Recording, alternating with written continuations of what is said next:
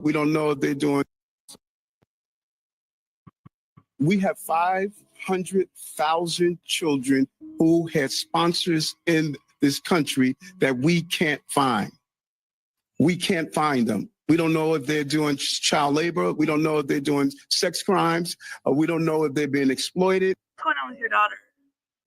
As of now, she's been missing for about 4 months. 4 months. Yeah, the U.S. Marshals, the FBI, a little bit of everybody looking for her. So, you know, she was... Ron Jeremy, Denzel Washington, Beyonce Knowles, Ellen DeGeneres, Whoopi Goldberg, Lady Gaga, Chrissy Teigen, John Legend, Joan Rivers, Rob Sackett. Do you want me to keep going?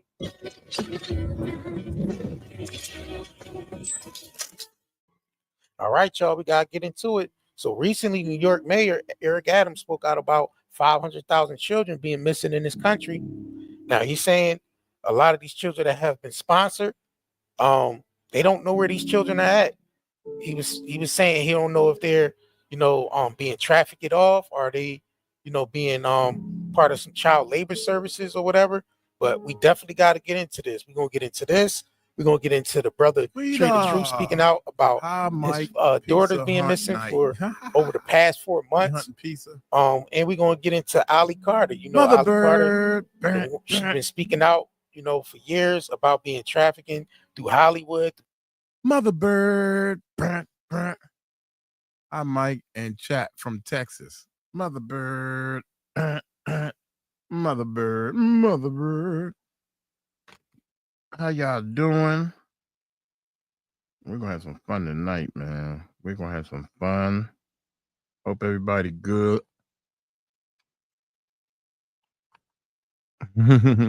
How are you feeling, Mike? I just took a nap. It's the first meal I ate all day. I'm sorry if I'm smacking in y'all ear. Comment, mama. Hey, y'all, prayers always for Ali. Amen. Amen.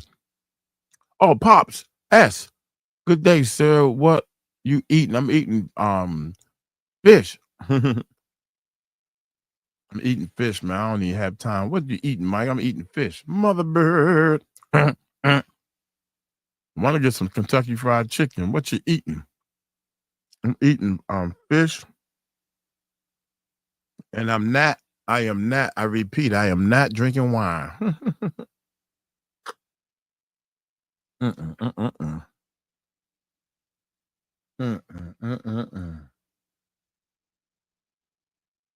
Thank y'all so much. Y'all missed it, man. Y'all missed I was on the Black Owl channel talking about my life and girlfriends and wives and all that stuff.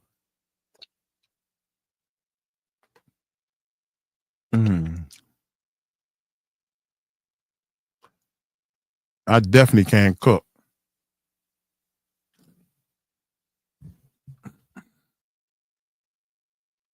I am not a cook at all.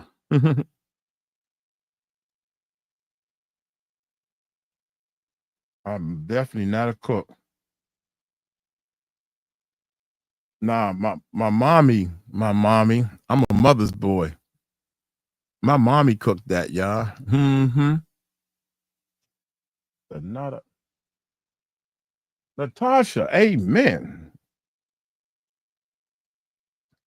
We put one video out. What we did was I did not a skit. I did a video break to push the live channel. So on the main channel, when people watching the videos, we do a video break. And that's on the first video. And I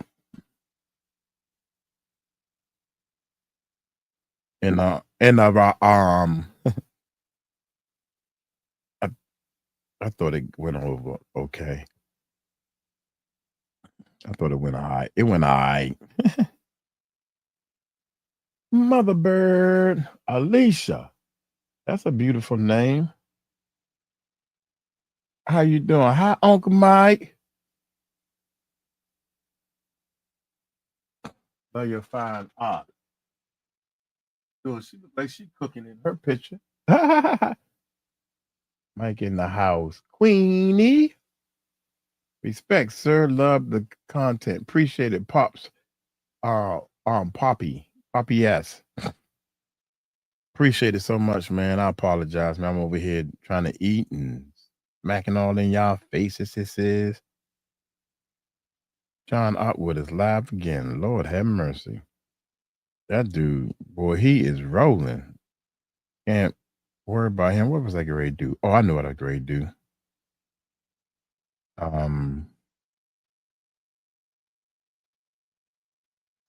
I switched to another channel from here.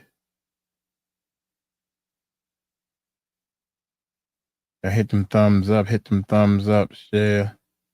I should wait because it takes a little while for people to really chime in. I should finish this one reaction. It's a whole hour. If y'all don't mind, I don't know.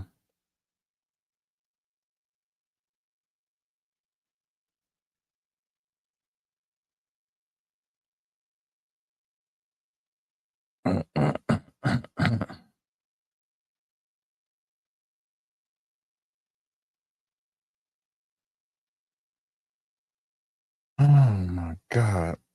Tahir thinks that if we go live and do the reaction, y'all seen the video, so y'all don't come to the premiere. That's what Tahir thinks. I don't think that. I think that everybody who support the channels, the longer y'all watch the videos, even if you've seen it before, you can turn the volume down and just let it run. You know, so the watch time can accumulate. Can't say that either. I don't want to get the channel banned. Murph and Lisa B. Lisa B, I saw you had, I can't remember what channel it was on. Hate to hear it too. Oh, Tia right there. Liz. I'm trying to think if I'm gonna pick with you, Liz, today, or I'm gonna pick with Crystal. Maybe I pick with Mother Bird with all them hearts up there. I go to both. We enjoy being in the background while you're recording. I do. Yeah. I go to both. Yeah. Yeah, stop talking about me. I'm gonna talk about you the rest of my life. I'm hoping and praying. And Murph, no, I did not buy any wine.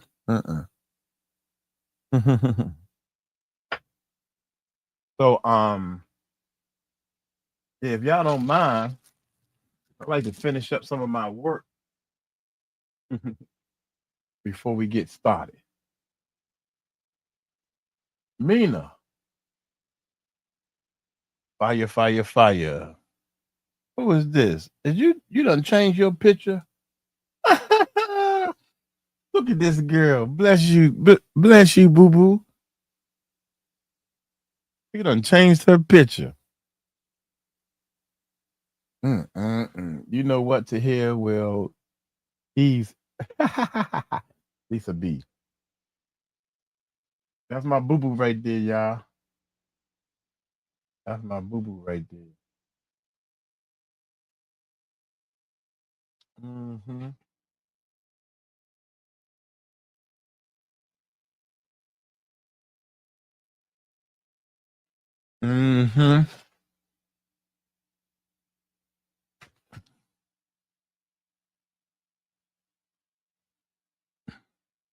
Oh, my Lisa. I see the puppy. You done changed her picture. Hello, Mother Bird. Hey, nice to meet you. Crystal. You can't say crystal. You got to say Crystal. It's Crystal. We got a lot of elegance. In the chat room, we got elegance. So, what's up, Crystal? You know, that's Crystal is like, that's ghetto. No, we not ghetto here. We gotta say Crystal. Crystal. I'm just saying, VB. Hey Mike, what are you doing? Trying to inhale some food. Trying to work on my nourishment. Talk about Tahir. Tahir is crazy. Tahir is, can't say that word no more. Thank you, Murph. Tahir is, can't say that word either. Tahir sees no evil. Anyone I may have missed the proper introduction. Now you good. Everybody gonna keep talking. Lisa B, how you be? Trying to inhale some of this fish. And when I eat, all I eat is this one. I don't have a meal. Oh. Hey, Mike and everybody and everyone. I gotta put you up there first. I shouldn't sing with my mouth full, but you're a shining star. No matter who you are, no matter what you see, it's you and me. Are you a shining star? No matter who you are, no matter what you see, you are lovely. Yeah, we're gonna change the words, baby. Let these people know we cool, we gangsters over here. Everybody can be themselves. Crystal laughing. I want everybody to be themselves. Everybody support each other. That's what I want. If you want to know what I want for Christmas, I want everybody to be happy. That's what I want. Sing it, Mike. Tell you, what's up, guy? Yep. Guys, ignore Murph. Earth, Wind, and Fire. There you go, Liz. That's right. The baddest band in the world. Earth, Wind, and Fire. All right, let's change hats because now I'm getting a little warm up in here. Ooh, let's keep the hat off for a little while. We can unwind. Y'all kick your feet back. Chill out. Chilly Willy on out. How y'all doing? How you doing? Wait a minute. Good to see you here. How y'all doing? Most definitely. The elements. I'm just saying. I'm just serious. Brittany.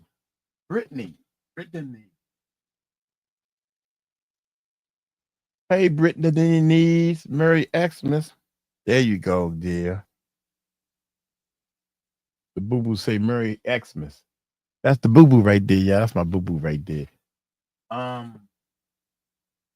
She look like she got now. Look at here now. Why you got that picture up there?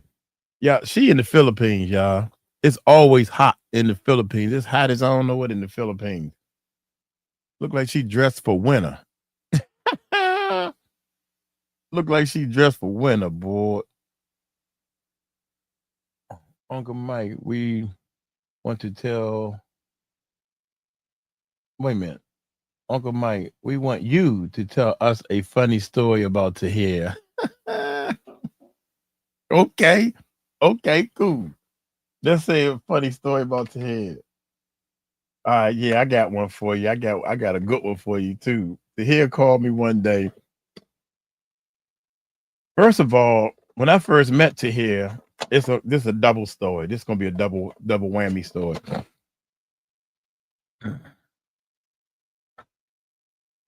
When I first met Tahir, I was so happy and so excited and all this stuff, right? So, see what had happened was, Tahir asked to help with the channel, and I'm like, all right, no, but Well, good, thank you. He said, oh boy.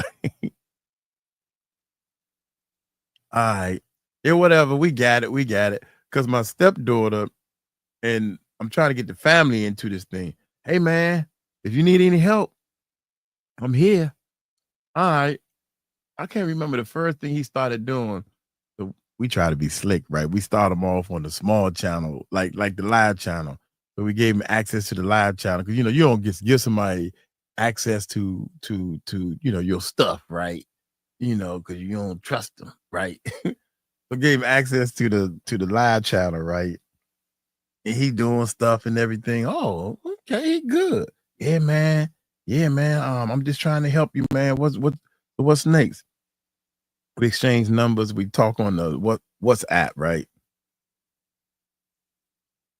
Got to train him up. Yeah. So he started editing. So I gave him access so he can log into the computers. So he logging into the computers. He doing the edits. And it's funny because I had 3 people doing edits right to here. We had 3 people doing edits. We had a little kid. We trained him, showing him how to do the edits. He's screwing up. The stepdaughter, she's screwing up. They wasn't dropping the videos on time. Everything. Meanwhile, Tahir learned how to do the edits. Tahir tearing them up. Every edit Tahir does is perfect. These 2 screwing up, but I got my money on these 2, right? I got the stepdaughter and the little fella from the church. We just gonna call him the little fella from the church. And I'm like, God dang it. So now I'm paying Tahir, I'm paying the little guy from the church, and I'm paying the daughter, the stepdaughter. Both of them screwing up, but my money on them, right? I'm trying to help support them or whatever, help them do some stuff. Tahir make the least amount of money, but he tearing them up. He perfect every time. So Tahir said, I said, man, if he keep messing up now, the little kid that was editing the videos, he can log in the computers. Tahir can log into the computers, so they can do the edits. You got all week Tahir tearing them up. Tahir editing videos every day, doing everything right, doing the tags, the titles, and the hashtags, all that stuff, tearing them up. Tahir makes the least amount of money.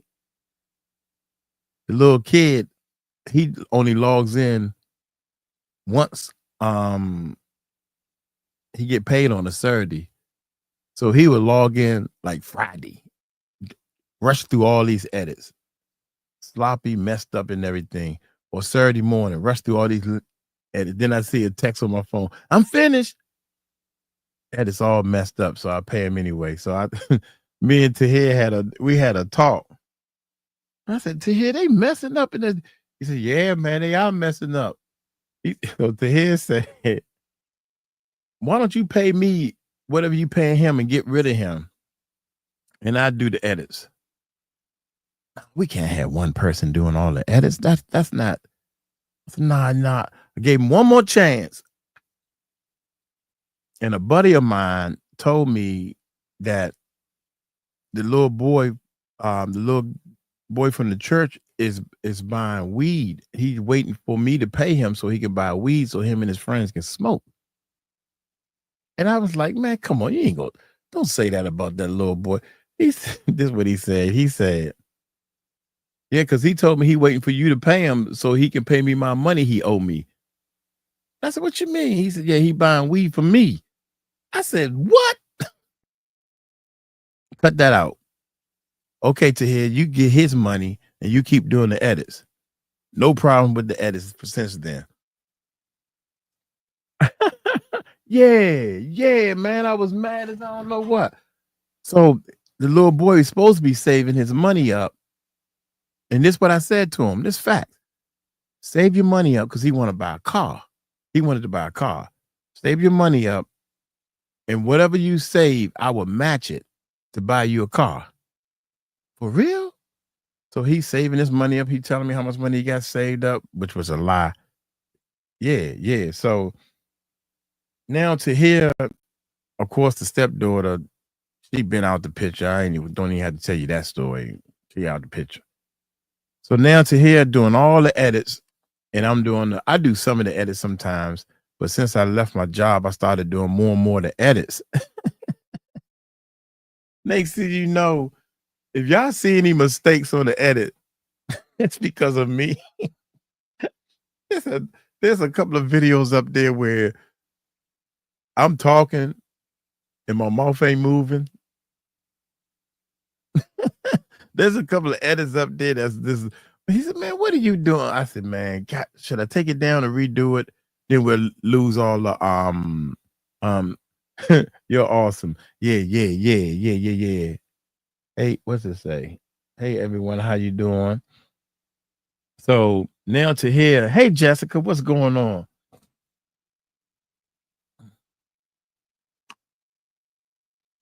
Now all of a sudden, right? We learning because of Tahir, I wouldn't have never, ever done shorts. And Tahir was doing, I'm like, what are you doing? What's these are shorts. So Tahir does all the research on the algorithm. Tahir does all the research on the hashtags. And it got to the point, you ain't gonna believe this, Jessica. It got to the point where Tahir was people at my job. Oh, this is the part I was going to tell you. I was doing armed security, right? And now me and Tahir, we working on a website because Tahir has a computer science degree. So he know how to build websites and all that type of stuff. I know how to build websites. Tahir is a lot better than me because he can go in the back end and rearrange the codes and all this stuff. I just click on buttons until the thing look like I want it to look.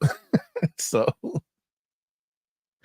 I'm at work and I'm bragging on Tahir and all this stuff. I said, yeah, that's my partner. He in Pakistan. And I get a kick, y'all. I get a kick out of having partners that I never met, like Murph, Tika, and we work and we communicate through the internet. We ain't never seen each other and we are family. I get a kick out of that. So I started calling Tahir my partner. I said, man, dude. So now only does Tahir has access to the live channel, he has access to our other channel, Mr. Network. We got 3 channels, y'all. So Mr. Network, and now our big channel. Look, our big channel had like 80,000 subscribers. Ooh. I said, man, he said, trust me, brother, I'm not going to do anything wrong. I'm not going to mess nothing up before I do anything. I had to give him access to our big channel. And I'm like, if you know computers and stuff, you don't care about giving somebody access to your whole website, especially when it ain't making no money. So we got two big websites, man. We got 2. They beautiful, man. I think they beautiful. Me and Tahir did the best we could to build those websites. And next thing you know, Tahir has access to everything. This sounds like a setup, right? So I'm at work telling these people and these non-believers, and this is what I hate about people. People think that I'm not wise enough to think for myself, I guess. I don't. They call themselves protecting me. And this girl at my job who's still at that job, she got fired. She trying to do a book and all this type of stuff. Pops, yeah, show hearts, man. Y'all show love and hearts for Tahir, man. Can't live without them. Y'all show plenty of hearts.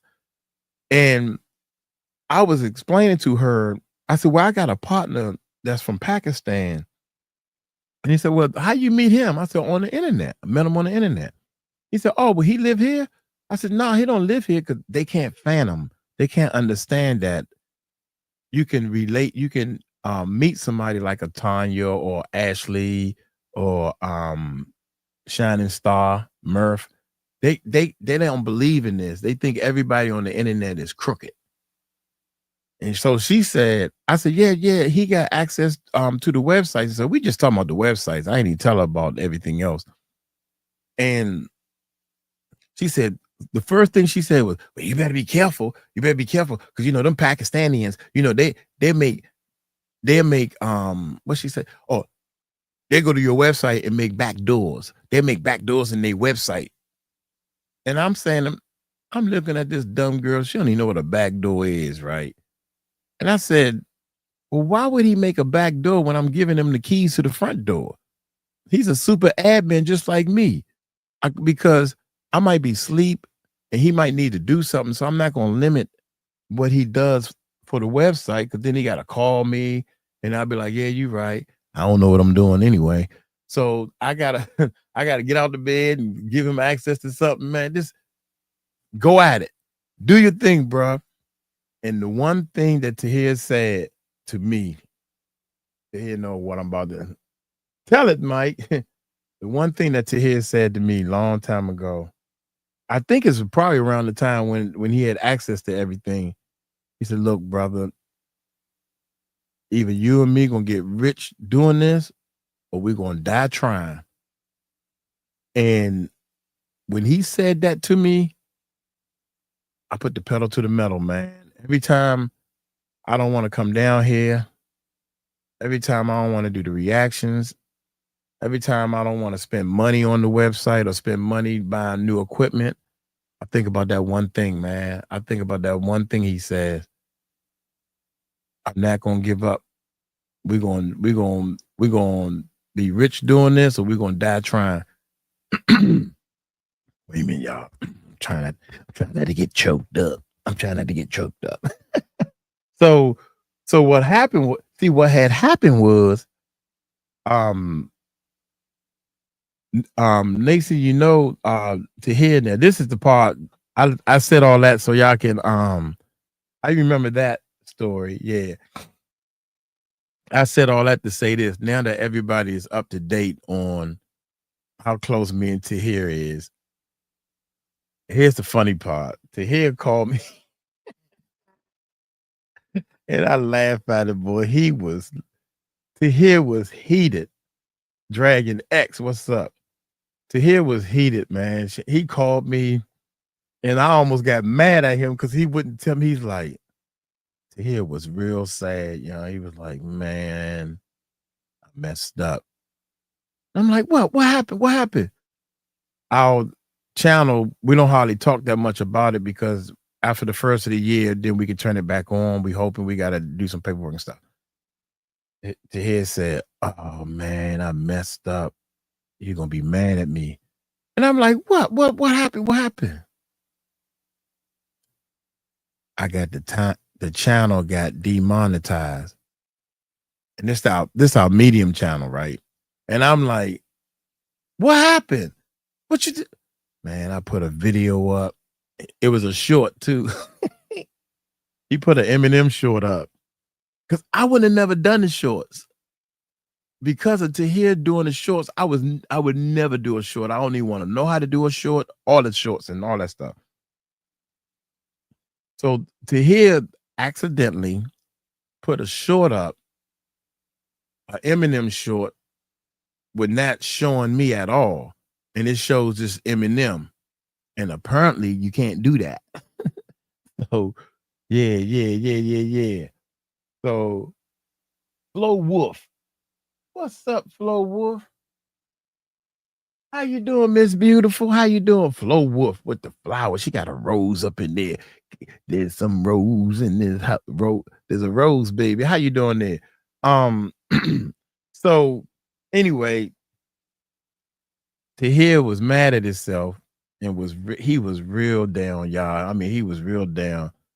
He said, man, I got the channel demonetized because of this one short I put up. And so I'm looking at him. He finally told me, right? I'm like, well, did you do it on purpose? And he said, no, I ain't doing it on purpose. I said, well, let's just keep rolling. No matter what, shoot, all the stuff I done did to tear up the daggone channel. Hey, Eminem, what's going on? Gonna put up another video. Well, that's the same pitch. Yeah. So I'm like, man, don't worry about it. What we need to do to fix it? I mean, we're gonna hit some bumps in the road, y'all. We're gonna hit bumps in the road. We're doing our best. Of course, everybody want to grow their channels. We trying to grow our live streams and stuff. We trying our best to take our blessings and bless other people. There's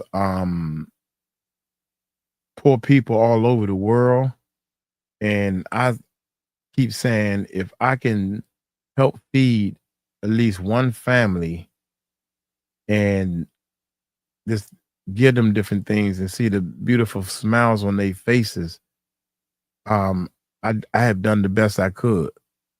You know, there was times where 𝗕𝗟𝗡 donated to people, and I donated to people, and I'm like, God dang. So 𝗕𝗟𝗡, some of my friends think that 𝗕𝗟𝗡 is rich because you know how in the United States our money is a little stronger than other countries and stuff. So I was telling them, I said, I pay him, he get paid once a month. Man, I know he rich over there, huh? What do you think? And I'm like, so I asked him, and he said, man, shoot, I think especially in the beginning, he was like barely making it, so we got some points to prove. But first of the year, it's going to be different for us. And I thank all y'all, man. Hello to here. Eminem is trying to get on your good side to here. Watch her. She keep changing her picture, so you watch her, okay? Watch her. I'm just joking. I'm just playing. Yeah. Angela of God helping out his people in great need. Amen. That's what we doing here, man. We trying our best. I can't wait. You are doing great, Mike. You have a very kind heart helping others who have nothing. That's right, Karen. And the thing that tripped me out is a lot of people, I don't know what it is, man. They think I'm crazy. They think I'm crazy or stupid or dumb or retarded. Bless my mom, love my mom to death. And my goal is to pay the house off so my mom will be secure and safe, period. I'm going to pay the house off first. I ain't buying 4 cars. I ain't buying all that bling bling, all these different hats.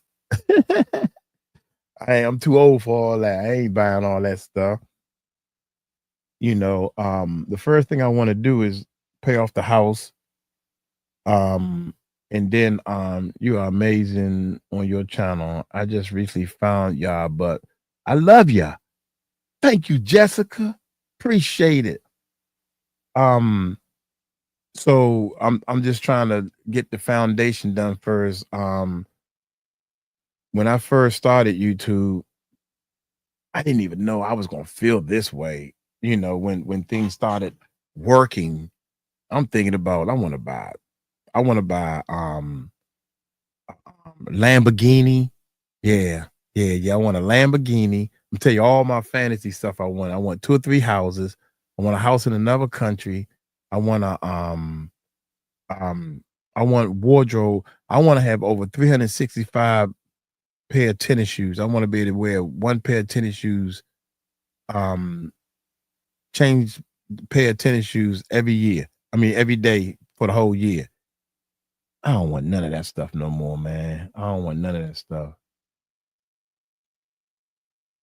Yeah, guys, help us to feed people in the Philippines. We might have to change that. Help us to feed people, period. Yeah, so we learning, man. We learning. So, Mike, some people equate nice people as idiots because they wouldn't. Yeah. People at my job, man, that has said different things. Racist people, man. I hate to say this. I don't want to sound like an Uncle Tom, but I think a lot of black people, especially my friends, black. I think black people is very racist, man.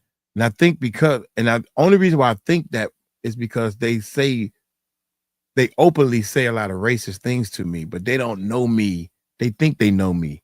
I'm colorblind. So the one lady said, what are you doing for black people? You talking about doing all this other stuff for other people. I talk about Pakistan, to here in Pakistan. I talk about my Philippine family. I talk about all kinds of stuff, you know. And she said, I don't want to hear that, especially on Black History Month. That's what she said to me, right? He said, well, what are you doing to help Black people? That's what I want to know. So I broke it down to her. There are 3 Black people I tried to help. I didn't try to help them because they was Black. I tried to help them because they needed help. And all 3 of them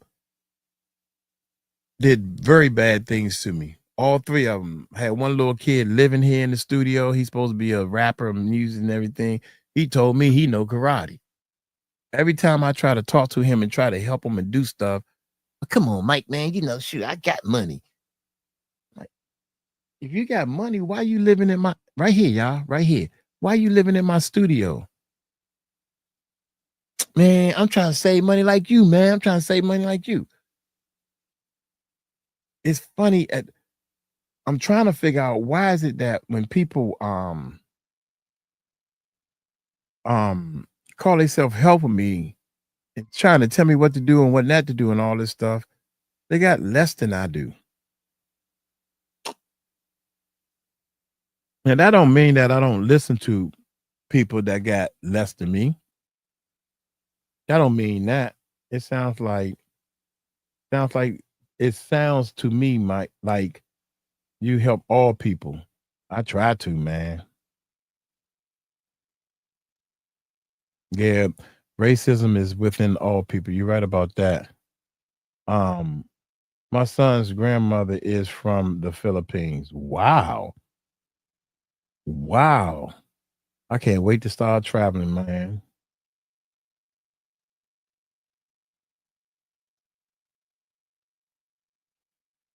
And have the same problems. Yeah, you're right about that. We all have the same problems. And one of my best friends at the job he was the IT guy. He was on the same level as I am, and we was partners. And I used to call him the boss because he knew all kinds of stuff. Y'all, the computer grades crash again. I thought we had fixed it. I don't care if you're Black, white, Asian, whatever. I can help anyone, I will. If I can help anyone. Hey, Tanya. Well, help me, Tanya. I need help. Yeah, most definitely. That's beautiful. You know, so yeah, I try my best. My son's girlfriend is from the Philippines. I love her and her family. Great people. Yeah, the Philippines, man. And oh man, I got a big kick out of it. And everybody would get a different kick out of anything.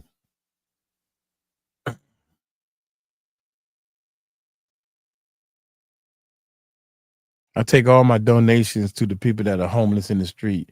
Yeah, I used to go help this one lady. She would go out and feed the homeless and everything.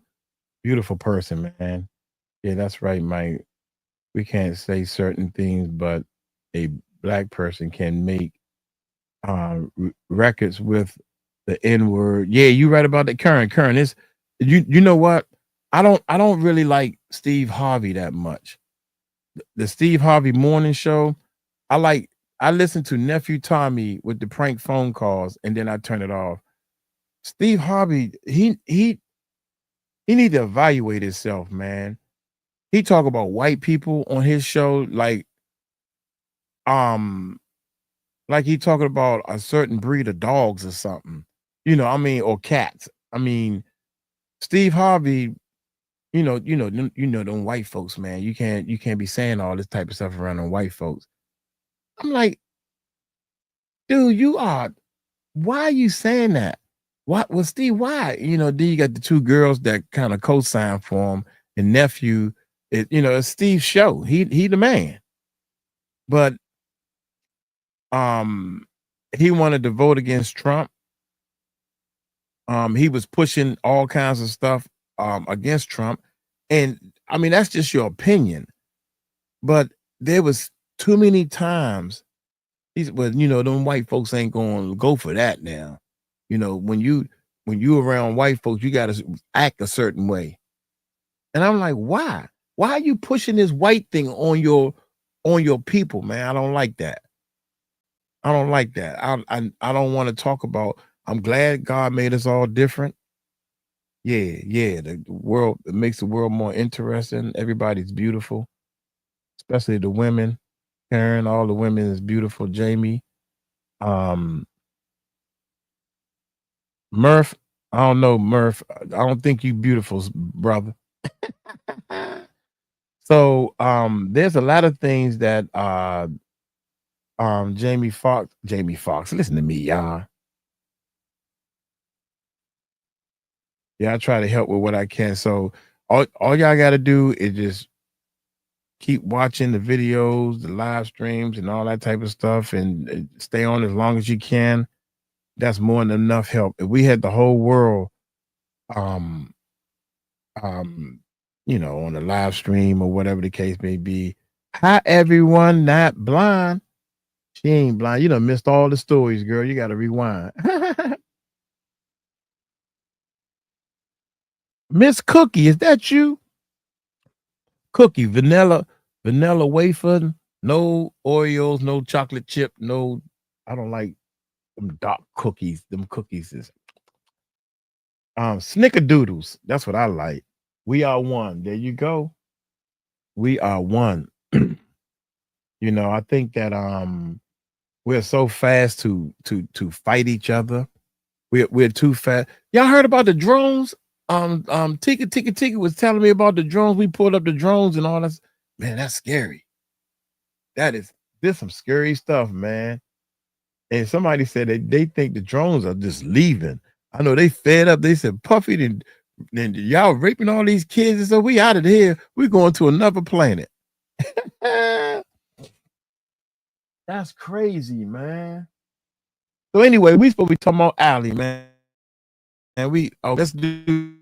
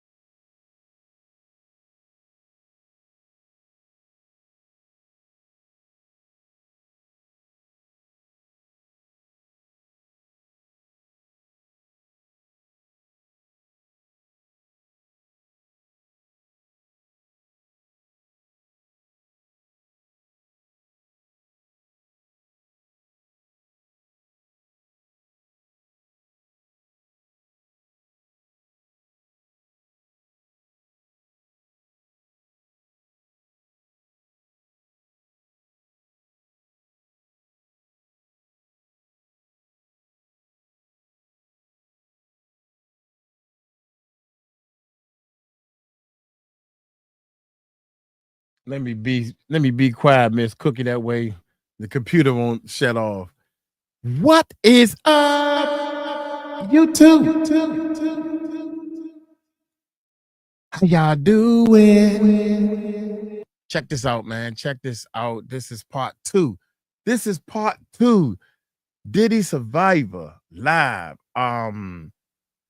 Duet Gilmore. Oh my gracious, boy. If y'all haven't seen the first part, you gotta see the first part, man, because it unravels slowly.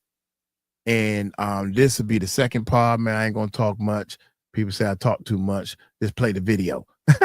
So y'all hit that subscribe button, hit that bell. Let's check this bad boy out. It's part 2, y'all. Part 2. Here we go. Then I got a management mastering my craft. That's how that went.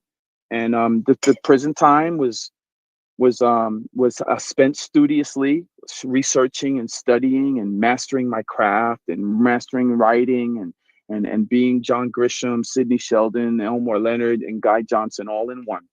And yes, when I came home, I got a $250,000 book deal, 14 book deal, never been done in history, debut book deal. Then I got a sidekick deal with 50 Cent. Then I got a management deal with Chris Lighty and Violator Management. I met all the right people. I was on ABC World News. I was riding a rocket to the moon. Had nothing to do with Diddy. This was all my doing from behind bars. So yeah, that's how that went. You asked how that went. That's how that went. Yep. Did they take you straight from court into the jail?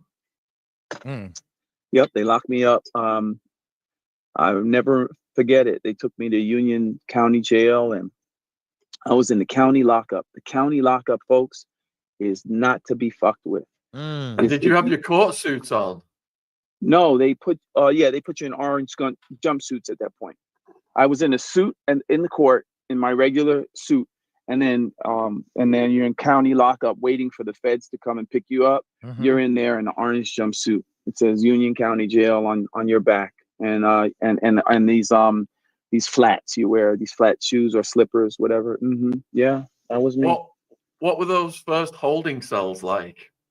They were 4x8s. They were 2 bunks with a steel sink, the stuff that you see on TV. One thin mattress, bars that slide closed when when they pull a bar down and all the stuff, and a TV on the floor. Everything's cement and steel. Very few belongings. A toothbrush, toothpaste, writing paper and pen was my gift. Right? Because for writers, and I wasn't a writer by that point. Yeah, I had the magazine, and I did a little forward, but I wasn't really all the way in on writing when I had the magazine. I was the publisher. But in prison, when I had that paper and the little yellow pencils they give you, that was my saving grace. I was able to write. Just give me more. There's no limit to the amount of paper. And then there was some people that weren't in there, didn't give a deaf. They don't want paper, so I got their paper. So I had a stack of writing. I just kept writing and writing. To me, I was saving my life because I couldn't measure. I wasn't ready. I wasn't ready for prison. I wasn't ready. I wasn't buff. I wasn't, hard. I wasn't that guy in the streets that was ready to fight it out. I mean, I had been taught boxing, but being taught boxing and being a street brawler is 2 different things, right? So yeah, I wasn't ready. To be honest with you, I wasn't ready. I was in fear of my life, and the way I was able to save my life was to write. I was able to write. I was focused. I wasn't focused on I wasn't on the phone. I wasn't focused on that television. I just kept writing because my life depended on it. And in Union County Jail, because those guys in there, they're not in there on paper crimes. They're not in there. They're in there for malicious burglaries, robberies, maybe fights. There's people that have been in and out. They prey on people by nature.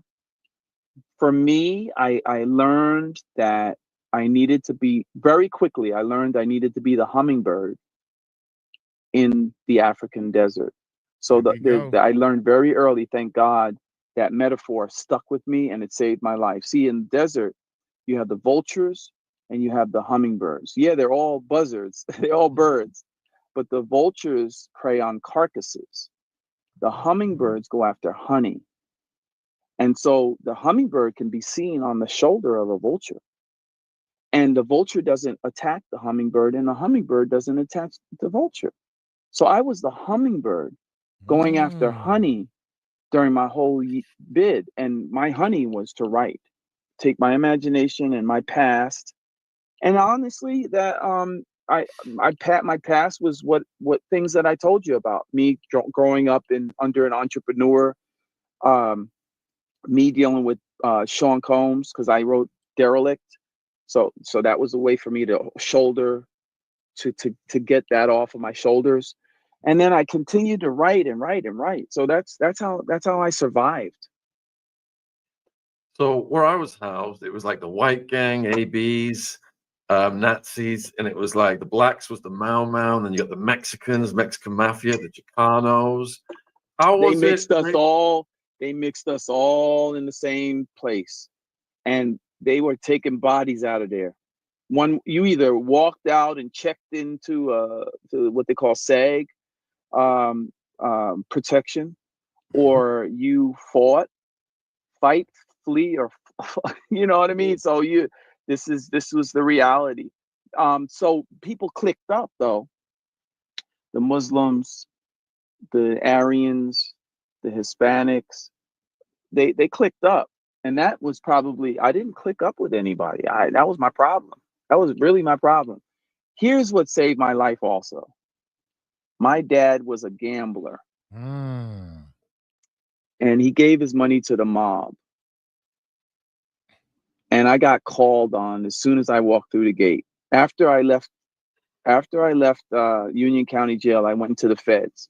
And the moment I got on Fort Dix, some guy came and approached me. He's like, "Hey, somebody wants to see you." Like, okay.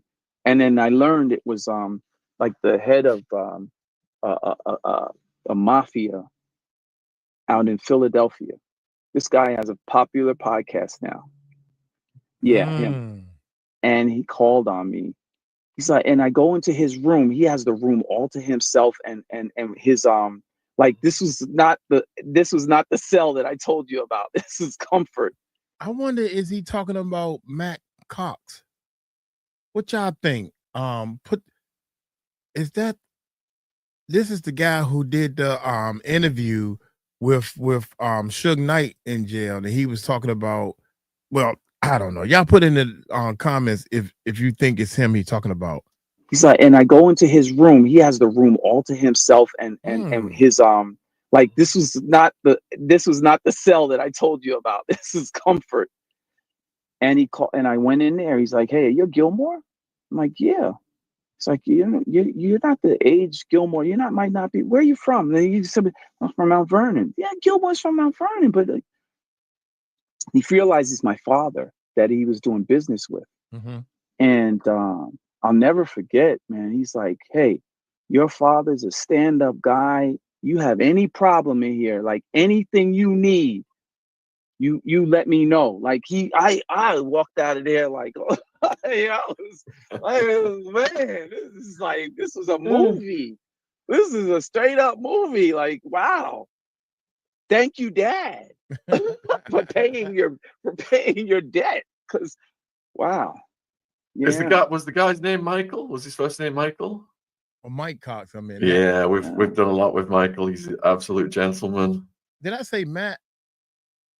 Oh, man, I don't be knowing people's names, but that's who I'm thinking about. I think his name is Michael Cox. I don't know. Y'all put in the chat. Y'all know we live when we doing our reactions. Yeah. So how long were you in county for? I was in county for like maybe until they came and picked me up, maybe a month, maybe a few weeks. I survived county. And then they came and got me. The marshals take you to the feds, and you go through Lewisburg. I was in there. Lewisburg is notorious, man. I'm so glad I lived through that, because they have lifers in there. So Lewisburg, and they take you through a few different prisons, because you're on now you're on Con. I didn't go on. I don't think I got on Con Air. But I think I got on Con Air to go to one airport to the next, but not on any long trips. But they send you on a long ass trip just to go into the next state. You're like on this. Yeah, I've been on Con Air, guys, where I'm shackled. I'm shackled and I'm handcuffed, and I'm going onto this plane, and everybody looks the same, and we're all going to getting let off at different prisons. I remember being at different prisons, and I remember being at Baltimore City Jail at one point, and then like you're going to all these places just to go to Allenwood, and Allenwood is where I spent about 6 months. They miscategorized me. I mean, I remember I was in there with gun runners and oh my God, just like really bad stuff was going on in Allenwood. And eventually 6 months later, yeah, we miscategorized you. We're going to send you to Fort Dix. And so that's when I went to Fort Dix. And that's when, you know, Michael called on me and you know, all these things are going on. So yeah. It's like, yeah. What was the food like in County? We had green bologna sandwiches. Green and then bologna fluff sandwiches in the evening. The food in County was shit. The pancakes, I love pancakes, and they were just like paper. And you know, you had some sort of coffee, you could, you know, black coffee and 2% milk, and then when you get to the real, well, Lewisburg had some really good food because these guys needed to be taken care of. Otherwise, they would retaliate against the, you know, even the guards. So they took care of each other. They ate good at Lewisburg. But remember, I in the Marine Corps, that was similar. It was really similar. The food that we got fed in the Marines when we're at Parris Island and the food in prison, pretty much similar. You get a tray, you walk down the aisle. You know, they put slop or greens or meat on your tray, and you keep pushing, you know, that's so pretty similar. But then when you got to Fort Dix, now you got to really, you know, it's different because now you're settled. Now, you know, you can go to the mess hall if you want to, you know, you don't have to, you could stay in, you could order from commissary. I was blessed to be on Fort Dix with a man who walked up to me one day and he says, "Hey, you're writing all the time. What are you writing?" "I'm going to be a best-selling author, sir." You mind if I read something?" Sure. I gave him a pad, my longhand writing. He came back to me and he says, "Bro, you are the Michael Jordan of this thing. Let me show you something." He took me back to his locker and he showed me a picture with him, Jay-Z, Dame Dash, and Biggs. It was the four of them doing a toast. And that was Emery Jones. And Emery Jones, for those of you who don't know, I think he runs Rock Nation now, but Emery Jones was also on stage with DJ Khaled and Rick Ross and Lil Wayne. And he's sitting there next to DJ Khaled and Jay-Z. And I think it was the Grammy Awards or the Oscars. And they're all sitting on stage doing a performance, but at a table with food. Do you remember that? And Emery was sitting there at the table. So like he was one of the king of the kings, you know, you know, but at the time, Emery said to me, "Bro, anything you need, I got you." And he would see, you only have a certain amount of commissary that you're allowed every week. Emery spent his entire commissary on me to make sure I was comfortable so that I could write my books. Wow. He said to me, he said, "Bro, I've seen this before and I want you to just write. So you don't have to go to commissary. You can pay somebody to do your job, any job, so that you could just write because you are the guy." And so, yeah, because of Emery, I was able to write some killer books that I've now got movie deals for. And Emery freed me because if you can imagine, you're an outcast. You're in prison. You don't know anybody. I didn't know anybody. I didn't click up. I didn't have family. That I was married with 2 kids at the time, and she would come and visit me when she could. Well, she lived states away. She had to take a long ass trip to see me. But so I made do with what I had, and what I had was pen and paper, and Emery just like really sewed into me at a time that it was the most. He was my angel. He was my angel. He really like changed my life. And so you see, any of you can Google Jay-Z and Emery, you'll see him sitting by him at the basketball games or holding Blue Ivy or sitting next to Beyonce. Like Emery is like the guy. So, and he's probably sitting with Jay now maneuvering and mastering whatever's going on now with all of this, controversy. They are, it's a very smart guy. Emery, a very, very, very, very smart guy. Why you hear him being shouted out in Jay-Z's music for years while he was away. Like, very, very smart guy. Don't underestimate Jay-Z, because it's not just Jay-Z. Jay-Z is the biggest elephant in the room, but he may not be the smartest. So DeWitt, arriving at a new facility, a new jail, or a new prison, it's always the most tense, anxious time. Did anyone try and heart check you or challenge you arriving in any of these facilities? So in Union County Jail, they looked at me as like almost like a plant, because again, I was writing in there trying to save my life, so Union County Jail, yes, they looked at me crazy. I never got tried. And then when I got settled in that 6 month at Allenwood, I was able to find friends.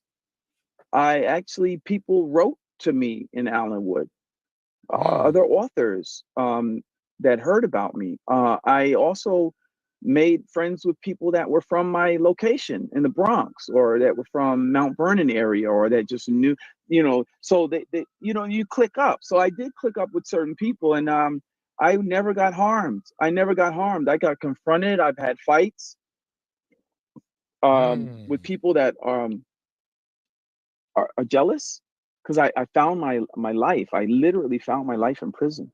I found myself, and I'm focused and I'm driven. And then you have some people that are just jealous, like that. I did find myself. And so I got attacked a couple of times. I thank God I never got hurt. Thank God I was taught to fight in the Marine Corps, even before the Marine Corps. What was the first time? What happened? Some guy, Peruvian Katt, he came and he swung a chair at me. And I remember laughing when the chair was coming, because it was like slow motion, like, not for nothing, but it was a metal chair. And I just felt like that was dumb, because you're leaving yourself exposed. I gave him a 3-piece, man. Because you're swinging a chair, you're leaving yourself wide open, and you're telling me, you're telegraphing where it's coming from, how it's coming. So I'm able to dodge, like as in boxing, we dodge and weave. And so I did the same. And so I hate that I did that, because he was a pilot. I'm sorry that I did that. And I doubt he's watching. He probably got deported. But bro, like, you attacked me, like, why? And then there was another cat. He was Trinidadian. He was also jealous, proud Trinidadian. And I'm sorry that happened. He attacked me. He got the best of me because he charged at me. So I didn't know how to fight my way out of that one. He charged at me, and eventually some other guys pulled him off of me. He didn't swing at me. He didn't punch me, but he charged at me. And then it was like he was on top of me. And so those were the 2 fights that I had. Everything else I avoided. I'm not a troublemaker, Sean. I'm not a troublemaker, even under those circumstances. I mind my business. I try to find something to do. I turn my lemons into lemonade. That's who I was. That's who I am. It sounds like you were helping the guys. We've got a comment here. Within the metaphor was also a hummingbird within the prison system, because he fought for prisoners' rights. Therefore, the vultures did not prey upon him, as he sat upon vultures' shoulders. So you became an activist. So the thing about what he was doing was he was doing legal work for people. So when you do legal work for people, you're in a good space, because people need you, and you're sort of protected, because they realize you're the legal beagle. You're the, but for me, I was just very quiet and minding my business. And I attracted Emery, to me by minding my business. I wasn't looking for money. I wasn't looking for help. I had an agenda in mind. I'm going to write these books. I'm going to be a popular author. This was I'm going to be a best-selling author. This was my agenda. And so help me God, I manifested what happened. Like, I literally have been on ABC World News. I I've got my first book deal was the biggest in history. I'm the writer for 50 Cent. And then of course now I'm on Good Morning America for all of this stuff, right? But all of these things are because I manifested and mastered my craft. And so for anybody out there, I know there's people that are feeling like, who is this Jay-Z, this P. Diddy, and now this guy, they're all big and this and that. Like, you don't have to feel like you're forgotten or that you're the have-not in life. All you have to do is master your craft, and you can become a player on the field. You can achieve something. There is room for you to win. You master your craft, you do the work. So don't look for the hacks in life. Don't be a bad boy. Don't be a menace. Be nice to people. Be good to other people. Yes. And continue to be better and be a practitioner and an apprentice at what it is that you want to manifest. And you will hit pay dirt. There's the reason why I became a successful writer is because I learned from Dr. Dennis Kimbrough while I was in Allenwood. Instead of fighting my case, because I could have shaved some time off of my case, but instead of that, I decided to, I watched a video by Dr. Dennis Kimbrough, and he said in the video, it was a long speech, but here was the juice the nuggets that I took from it. He said, spend 3 to 5 years at being the best, or being a practitioner, or being an apprentice, or being an advocate for something, and be consistent at it for 3 to 5 years. I don't care if you make shoes. I don't care if you sweep sidewalks. Do it for 3 to 5 years. Be consistent. Be an apprentice to somebody, and then you can be the best in your neighborhood. If you do it for 5 to 7 years, that means being a practitioner or an apprentice. You're studious. You research. You do it for 5 to 7 years, and you could be the best in your tri-state area. You will be noted, and you'll be known to be the best at what you do. But you do that for 7 to 9 years, which is what I focused on. You master your craft for 7 to 9 years. You can be the best in the world at what you do. And so help me God, that's what I did. I focused on that. I said, never mind this legal stuff. I don't care. I'm going to be a best-selling author. And that's what I did. And that's what I became. The question from the viewer here, Eye to Eye, is asking, did you make your bunk Marine Corps style? Yeah, you had to, like, I was trained for prison in the Marine Corps, because like you had to make your bunk right. If you didn't, they'll come rip it up. They'll come pull it apart, and you had to put it together again. And they'll not only do that, they'll throw all your personal items all over the place. And then if you piss them off enough, they will take it out on the rest of the platoon. And if they do that, that's your ass. Because when the platoon is angry, they'll come get you and give you a blanket party. And a blanket party is where late at night when you're sleeping and the drill instructors are missing, your COs and your officers are missing, they're sleeping, they'll come and they'll, on each side of the bunk, there'll be 2 guys, they'll pull a blanket over you, all over your body, your head and everything. And then there'll be 4 other guys, they got locks, they got combination locks, they'll tie them to the end of the belt, and then they'll start beating on you. And it doesn't matter if the lock hits you in the head or it doesn't matter. They give you a blanket party. So you learn to toe the line really quickly. And so, yeah, I've had a blanket party. Wow. You've got to be in compliance, otherwise there's going to be collective punishment. How were your cellmates over those 7 years? Over time, you learn to conform, you learn to conform. You learn to, like I say, know when to hold, know when to fold, know when to walk away, know when to run. Just being honest, like I've just focused on mastering my craft. I met a lot of people. I was able to get a lot of research in prison. A lot of people, like I met the nephew of one of the big drug czars that got taken down back in the day. You had the cartel, and you had the copycat cartels. And so I was in a space where I was with a lot of the copycat cartel, cartelitos, they called them. And I was in there with a lot of the drug runners and people that were actually dope runners as well. And so I learned a lot from them. I wrote a book called The Last Kingpin, and that's where a lot of the date. Oh, you also have agents that got locked up too. You had judges that got locked up. So I was able to do a lot of research in there and get to the nitty gritty of like a story that I was telling, you know, like a novel I was writing. So yeah, so that was my life. So I went into full stealth writer's mode in prison. Be clear, like I know it's novel. You know, you see all these movies in prison, and you see the you see the nonfiction and the fiction. And for me, it was just like I turned it into an incubator.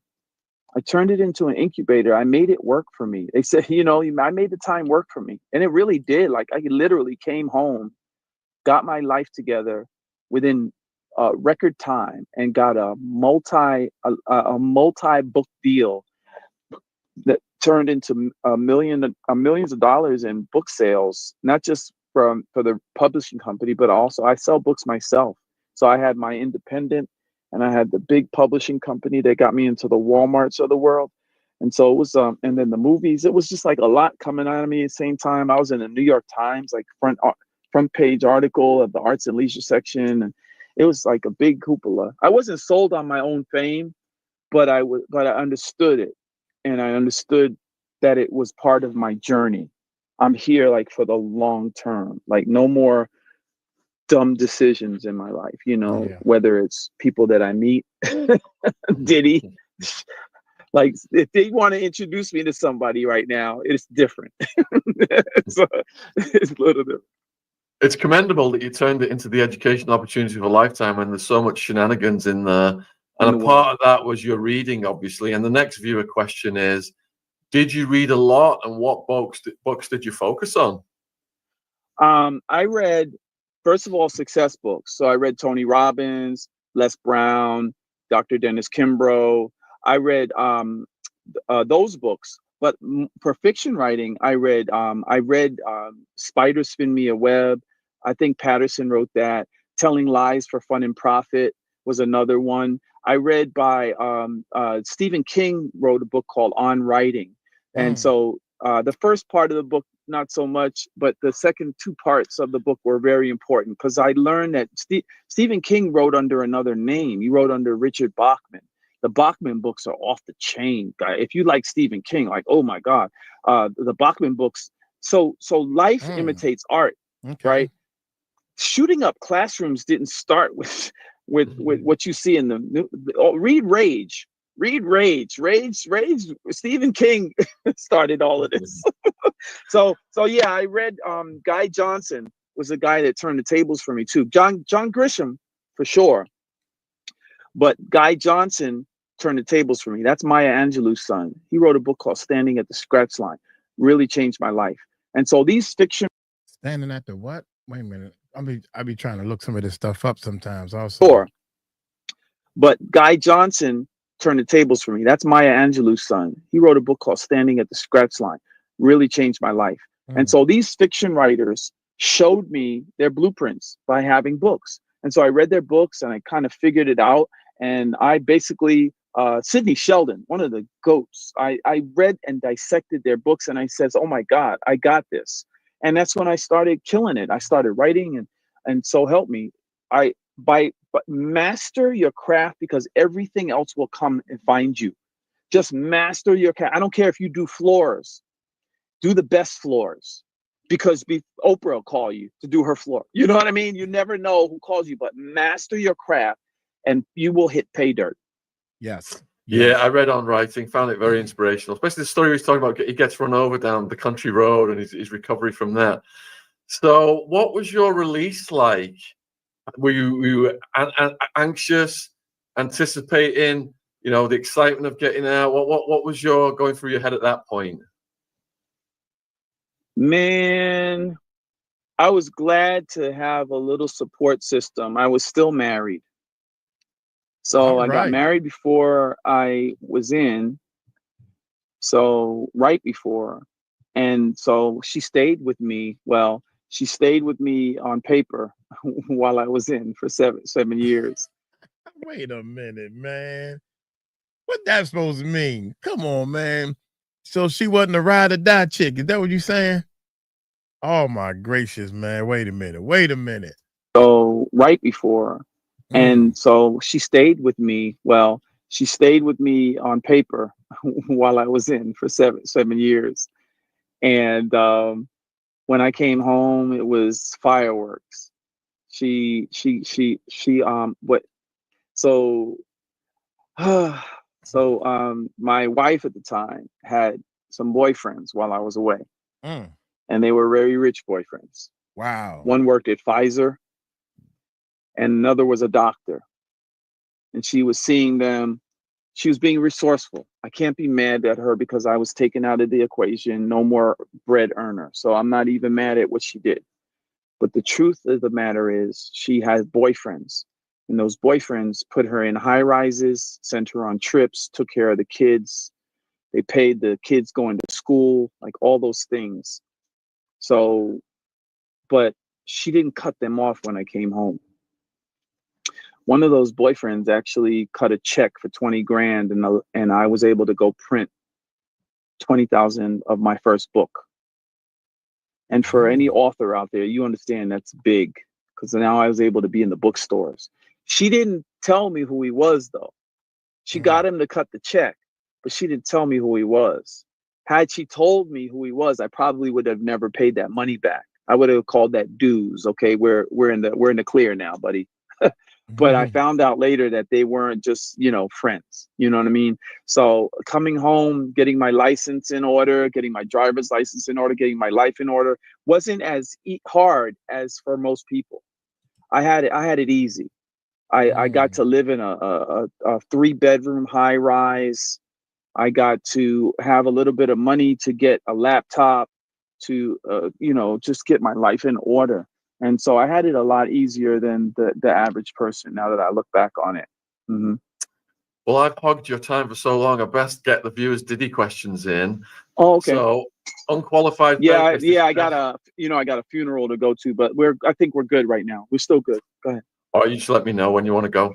So unqualified therapist is asking, how many people do you think that Diddy has unalived? So if he's responsible for one or two other people, I wouldn't be surprised. But where there's smoke, there's fire. And Maya Angelou has a famous saying: if someone tells you who they are, believe them. Diddy has been telling you who he is for decades. The fruit don't fall far from the tree, y'all. And now the sun is even has gotten wrapped up in things. So let me tell you something. Like, I believe before I don't believe, right? I would say a good 90% of what you're hearing out there is real, because think about it. He had all the money that you could possibly imagine by these hits that they had. Okay, so you're a first mover, you got the money. Okay, great. But you have no and all the artists that he beat, he had all the money from the publishing and all the rights to everybody else's music. Then he talking about he giving everybody their rights back if they publishing. Come on, man. Come on, Puff. God dang, young. And sure, it's funny how all his artists went downhill. Only one's kind of stood out for a long period of time, and that's Mary J. Blige. Y'all name somebody else who stood out. Let me know. Think about it. He had all the money that you could possibly imagine by these hits that they had. Okay, so you're a first mover, you got the money. Okay, great. But you have no discipline. You have no mentorship around. So now you get to have your way with people. You get to have fun with people. You get to treat life like it's a movie. You get to play Grand Theft Auto with my life. You get to play Bang Bang Shoot 'em up in the nightclub. You get to do all these things that you get to be a boy behaving badly. That's what you are, a boy behaving badly. And so, yes, I believe most of what he did. I believe him hanging somebody off of a balcony. I believe him blowing up somebody's car. I believe that it probably wasn't him. It was people he paid. Yeah. Because again, let's be clear. He's a coward. He showed you the coward that he is. Remember, he was kicking and dragging and beating Cassie on the floor of a hotel, and she was not hitting back. I don't care what you hear from the lawyers about it being toxic. If it was toxic and it was a back and forth thing, why wasn't she fighting back on the floor? By nature, she was covering up. Twice. She was close. She was cowering, not wanting to get hit. Because why? Twice. She was familiar with him hitting her. She knew more was coming. Cassie told you more in that 30 seconds about their relationship and her abuse than any news story, documentary, or movie could possibly tell you, in a courtroom or otherwise. Be smart. Where there's smoke, there's fire. Also, I mean, I don't mean to stop it, but sometimes y'all gotta stop it. But Puffy put his hands on a couple of other girls, like the cook, you know, all this other stuff, man. Both bodyguards are saying the same thing. You, in a courtroom or otherwise, be smart. Where there's smoke, there's fire. She has taken beatings from him before. Hello? She covered up. She didn't fight back. Fight, flee, or you understand? She was giving in. She surrendered. She's telling you her story's right there. She doesn't need to get on an interview with Sean Atwood. She just doesn't, because she tells you who she was. She's a nice girl. Yep. She's kind. She doesn't want to get hit. She doesn't want to get hurt. She's protecting herself. She's covering. He's kicking her. He's beating her. He's dragging her. Please. I believe them. I believe them. Question from Leela. What makes people attracted to the limelight and become victims of the entertainment industry? What can be done to bring awareness to these dangers? Money and fame. So everybody want to be. People want a way out. People think that the celebrity mess and the partying and the people want a way out. They don't want to. So you have people that are part of the ingredients of life, the infrastructure, civil service workers. God bless them. Thank you for your service. The military keeps us protected, right? They keep us protected. Yes, police enforcement, because if we didn't have police around, it'd be helter-skelter around here, right? Probably in every neighborhood, because people don't know how to cooperate. By nature, we fight each other. We have domestic issues. There's nobody out here to play judge and jury. So we need civil service workers. We need people to collect our garbage by the day. We need cooks, because we don't know how. Not everybody, right? But I'm simply saying that we need the infrastructure in society, and they're going to be done by people who just want to toe the line. They don't want to be celebrities. They just want to pay their bills. They want to get retired, and they want to live happily ever after. They just want to serve. I get it. And then there are other people who are extraordinary, who are very gifted, right? And they're like the icing on the cake of life, right? You have the cake of life, what I just mentioned, but then you got the icing on the cake, and the icing looks good. It's tasty, right? And yeah, there are very gifted people out there, a lot of gifted people, Sean, from the singers and rappers to the ball players to, I mean, you watch America's Got Talent or England's Got Talent, you'll see all that stuff, right? So there's a lot of that, right? So, and they're worthy. They're worthy of getting attention, of making money, of getting their due, their blessings. And then you got the people in the middle, and you got a choice.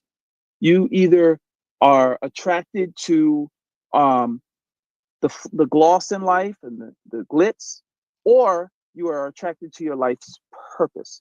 And your life's purpose may not be to be popular. But by default of you being a hell of a dentist that makes people feel amazing when they come to your office with great bedside manners, etc. Because of who you are, people want you. They love you. They come back to you. You are the star of their story. But by default of you being an amazing dentist, now some news story wants to do a profile on you. So you got your 15 minutes of fame. No, you don't have to go out there dancing. You don't have to go out there flossing. You don't have to do music videos. You're happy and content with being a dentist. There's nothing wrong with that.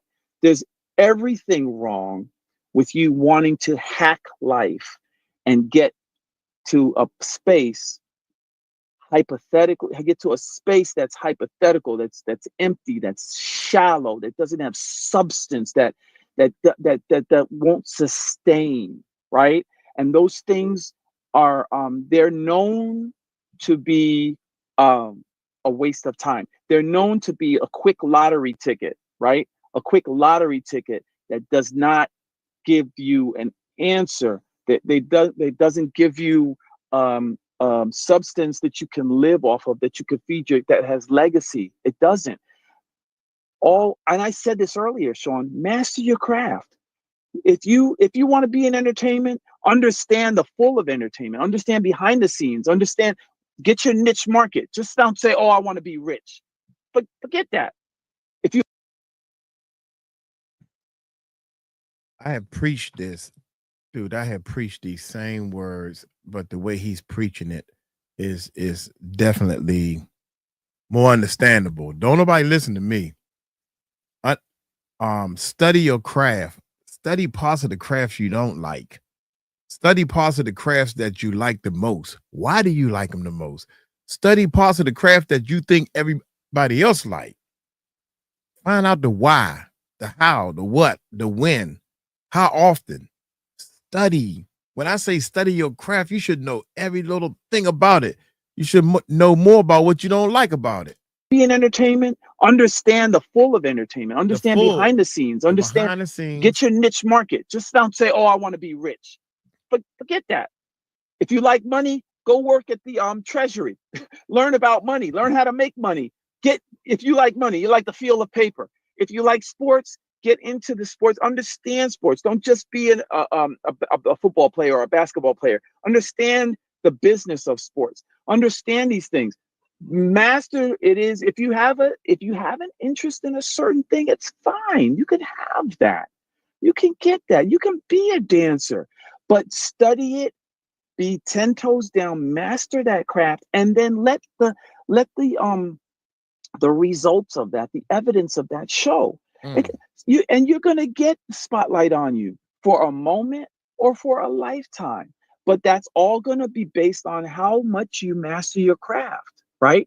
The people like Stevie Wonder or the Denzel Washingtons, they've mastered their craft. The people like the Celine Dion's, they've mastered their craft. And so they're always going to be good. So master your craft. You're going to be good. You're going to be good, but you have to do it at some point. Like, there's a bamboo tree metaphor. You plant a seed for a bamboo tree. You're never going to see it sprout until years, but you have to water it every day.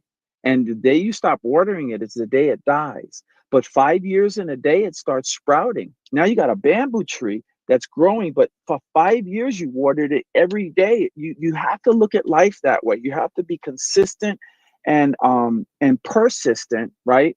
You have to have an actionable plan. Have daily agendas that lead up to monthly or weekly or monthly or yearly goals. And then those yearly goals should reach up to your purpose and your life's purpose. And somewhere in there is what we call the dash.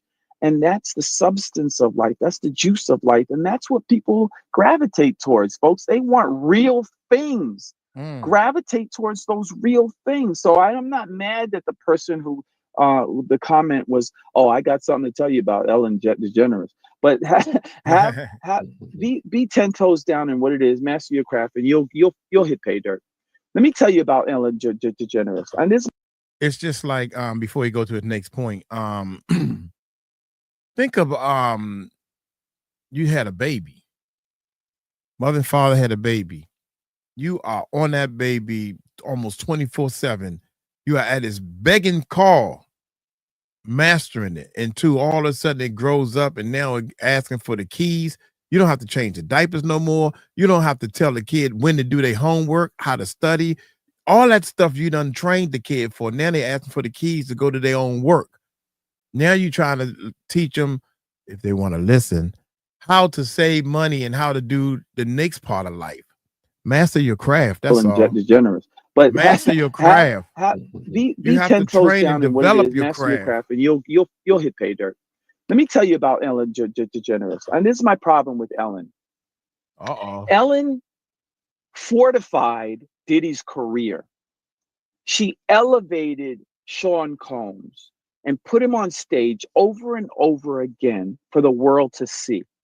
By nature of you doing that, Ellen, you have ushered in millions and millions of people into the Diddy ecosystem.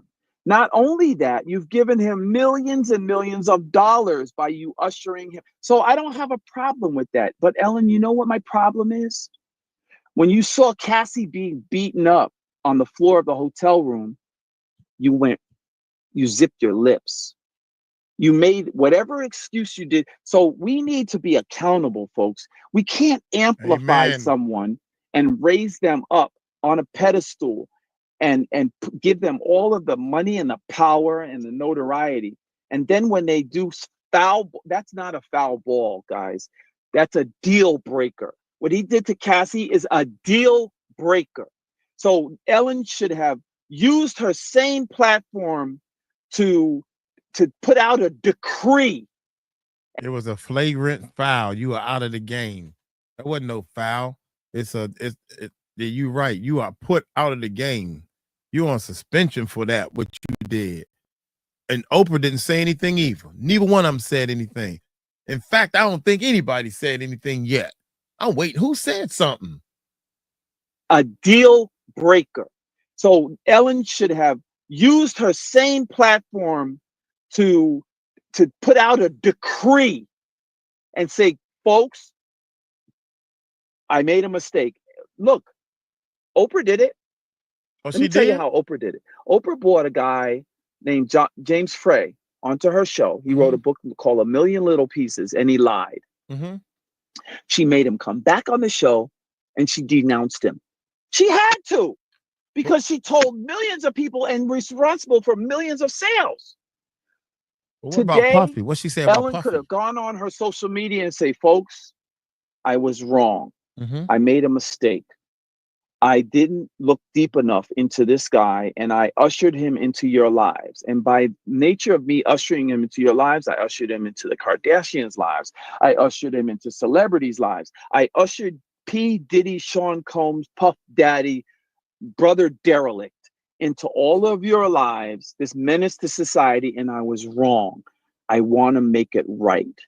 I want to balance the scales. I made a hell of a lot of money by bringing him on my show. I have to make it right. For my conscience, I have to make it right. And I have to serve you like I served you for so many years. Ellen had done a lot of good. But you can't serve everybody and then turn your back and ignore what you've done in that time as well. You elevated this guy. You created increase for this guy. You turned your audience into his audience and his audience into her. So you blurred the lines, right? You blurred the lines of celebritydom. And now you let everybody know his parties were popping. You are all with it on his parties. And so now when he goes foul and he turns into a menace, and you see he's a menace, you don't speak up. That's a problem for me, Ellen. That might be karma. I'm sorry, Twitch. Is it Twitch that passed away? That took his own life? Is his name Twitch? I'm sorry, but God don't like ugly. God don't like ugly. I don't know what's coming your way, Ellen, but I think he got that from me. I say that all the time. God don't like ugly. It might take him a little while, but you're gonna get yours. I'm sorry, but you know, God don't like ugly. God don't like ugly. I don't know what's coming your way, Ellen, but I do know that you need to speak up. Your time is not come. You can running away from this, Ellen, is not the answer. It's not the answer. Step up, get on the platform, just like Jay-Z. He stepped up the last few days. He said, "No, this ain't me, bro. This ain't me, bro. You got the wrong one. Who's who? Bring her to the file a criminal complaint." Ellen, running is not the answer. That ain't it, Ellen. We need you to speak up. Kardashian, we need you to speak up too. They not gonna speak up because they know they on them tapes. They know that they on them tapes. They scared, elevated man. and amplified this guy too. And so we're not saying that you're 100% guilty, that you're responsible for all these lives, but you ushered the naive white girl of age 13. You told her, oh, it's okay for you to pull up on Diddy's party because we say Diddy's okay. He's good with us. He's going to be good with you. Go to the Hamptons. He's going to be good to you. Yes, accept his drinks. Because you know why? He's good with us. He'll be good to you. No, all of these people, Sean, they need to speak up and speak out and use their platforms, their social media, and they need to speak up and say, hey, I was wrong. And I'm sorry. Let's make it right. Let's talk. And if you don't know how to make it right, ask questions. Use your platform to tell stories. How about that? Use your platforms to let victims tell their stories. Vet them out. Get your lawyers to vet them out, Ellen. How about that, Sean? That's a way to do it. Balance you went and you amplified this guy for so many years. Why don't you use your platform to tell some stories? Why don't you let Natanya Rubin tell her story? Why don't you let some of these other folks tell their story? He hung somebody off of a balcony. Have them tell their story on their platform. Have somebody write their story, write their book. I mean, there's so many ways to balance the platform, Sean. But I think Ellen she still has a platform. Don't go running into the ether, Ellen, and think that you're not part of this. You are very much a part of this. And J-Lo, hello. J-Lo, you were there. You brought the gun in the club, J-Lo. I didn't say allegedly. J-Lo, you were there. I did not say allegedly. Yeah, everybody, that's my new word, y'all. Allegedly, he didn't say allegedly. There you go. Come on, man. I'm looking for some truth. I am looking for the truth, baby. Ellen, and think that you're not part of this. You are very much a part of this. And J-Lo, hello. J-Lo, you were there. You brought the gun in the club, J-Lo. I didn't say allegedly. J-Lo, you were there in the van, in the SUV. You were there in the club. You saw the guns popping off. You can act like you didn't see it, but we know you saw it, J-Lo. We also know you were with Diddy. You were the girlfriend of choice that night at the MTV Awards, J-Lo. J-Lo, we need you to speak up, J-Lo. Don't go hiding behind your glass house, J-Lo. It's time for you to come out and speak up, J-Lo. Hello, J-Lo. Anybody home? J-Lo, come out wherever you are. I think you broke your microphone. Anyway, what about LeBron? Does he come into this category? No, LeBron, yes, LeBron is also culpable, don't get me wrong, but he hadn't spent his whole career amplifying Diddy. But everything there's a balance. So LeBron's got platforms. His platform isn't as high as it was now, but he's got a platform. Why doesn't LeBron, you amplified his parties, LeBron. You're very famous for that. Saying his parties are popping. We see it on YouTube. It's out there. So LeBron, why not either give your stage to some victims or help some victims or help. Let's create. How about all of Diddy's victims have books? How about LeBron creates an entity to help Diddy's victims tell their stories, and now Diddy's victims can have their books, their children's books to talk about. It could be children's books, it could be recipe books, it could be books, memoirs. Let people tell their story and make some money from turn their lemons into lemonade, because the seed capital that LeBron puts up is mere peanuts compared to the amplification and the how it can help somebody unshoulder the pain and suffering they went through. Look, Diddy is one of the most notorious devils who ever touched down. He just went in plain sight. He was hurting people, just like Bill Cosby. In plain sight, he made it an excuse that it was okay to put Spanish fly in people's drinks and essay them, right? So before Diddy, it was Cosby. Now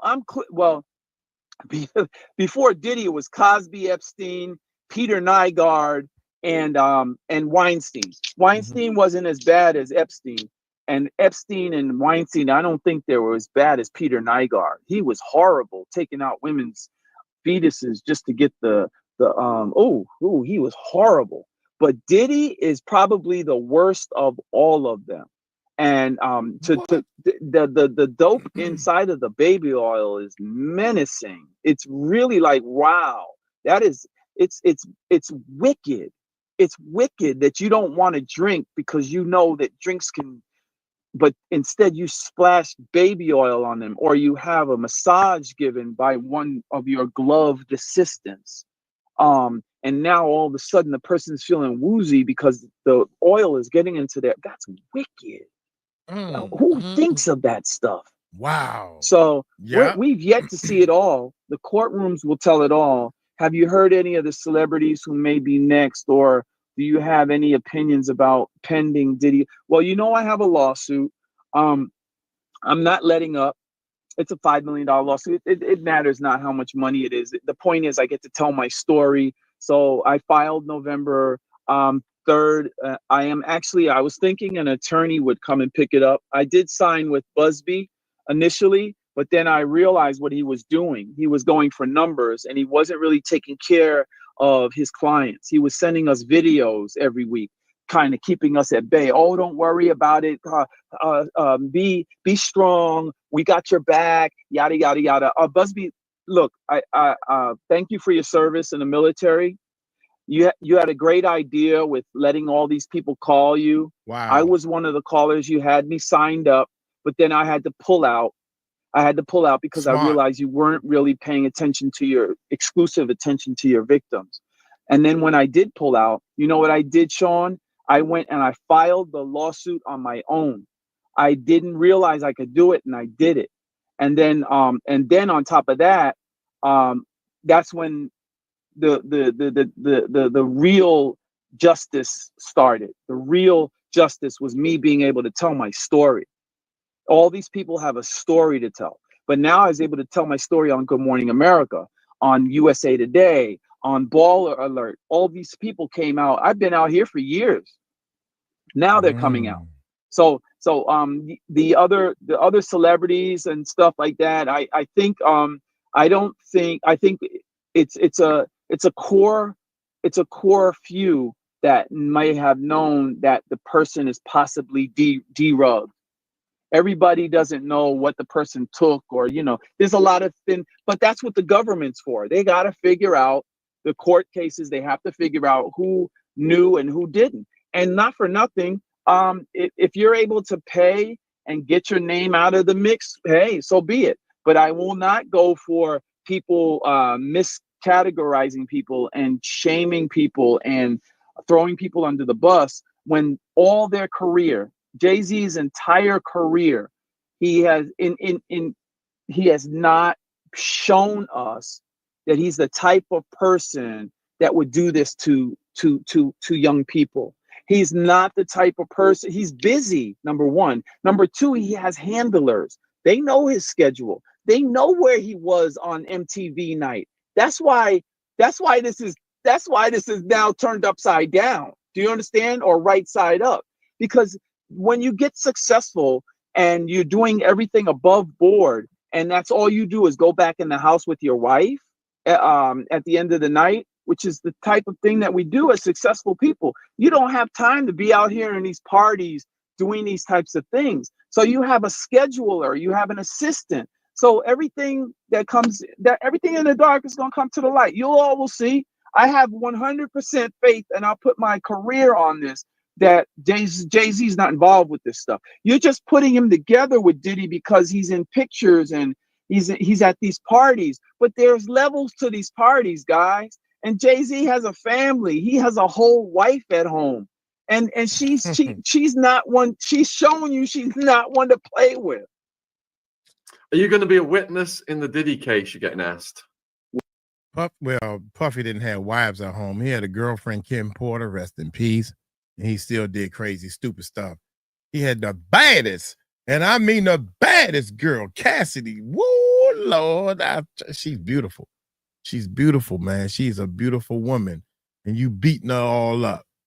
Jay-Z and his wife, I don't know. And I try not to speak too much. Y'all notice I don't say too much about Jay-Z and his wife because I didn't follow them too much. I followed Bad Boy, man. I wanted to be on that label. They was 4 hours away from me. Here we go, y'all. Well, hey, Sean, they asked me not to say anything. They called me last week. They called me 2 weeks ago, and then we set up a Zoom last week. I was on a Zoom 2 days ago, 3 days ago with those folks. And I'm talking about the big folks. I'm talking about the criminal case. So without getting deep into it, because that's a whole nother conversation. Actually, I'm going to write. I told them, guys, I wrote a book. I'm about to write a follow-up book, including this. So you can't stop me from, and you're the government. You're the government. You're public. So they said, yeah, you're right. We can't stop you from saying it, but we're asking you not to because, we don't want you to impact the case, and we don't want, yeah. So okay, sir. So, I'll have to reserve my comment on that. I told him I'm not agreeing to anything. The government, there's no way they can put handcuffs on me for telling you, Sean, that they contacted me. I'm not telling you the faction of the government that contacted me. I'm not telling you what we talked about on the phone call. Them folks called, and we were on the phone for quite a while. And I'm a factor at this point. That's all I have to say on that. Wow. Quite a few people asking. And that's an exclusive, by the way. I never told anybody on any platform. Thank you. Quite a few people asking if you know who's above Diddy or about secret Nobody's societies. above Diddy. Nobody's above Diddy. Diddy is a reckless, rich boy behaving badly. Epstein was a reckless, rich boy behaving badly. These are grown-ass men that are still living the life of a young wannabe Hugh Hefner playboy lifestyle. And because they don't know how to do it with their real wives or their real girlfriends, and some of them I believe Kim and Diddy did some, stuff with other people, right? But as grown, willing adults, cooperative adults, okay? But in terms of harming other people, no.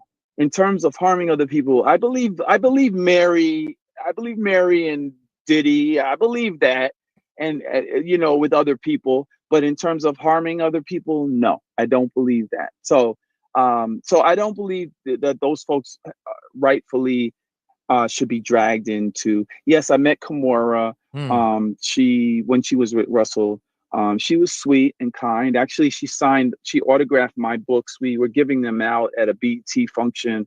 I was giving my books away, cases of books, and 𝗓𝗄𝗓 was signing them, and they were giving them away. I've never met Kim Porter, or at least that I know of. I probably have met her, but I don't remember. It's not something memorable. What do you think about Kim Porter's book?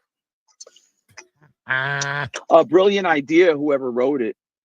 Brilliant idea. You got yourself in the conversation. Everybody's looking for a way in the door.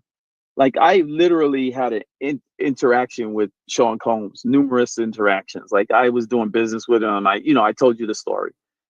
Everybody else hasn't. You were either at a party, you hadn't been around him a long period of time. There are some people that valid had spent quality time around him, but people that are mutual friends, but they're not SA'd. They're not, there are people with good relationships with Diddy, like business relationships, people that I've met since my book came out. Well, I never had any, I'm sorry that happened to you, but I never had any bad experience with him. I met another guy last week. Oh, I'm a Diddy fan. I don't care what he did. That's their problem.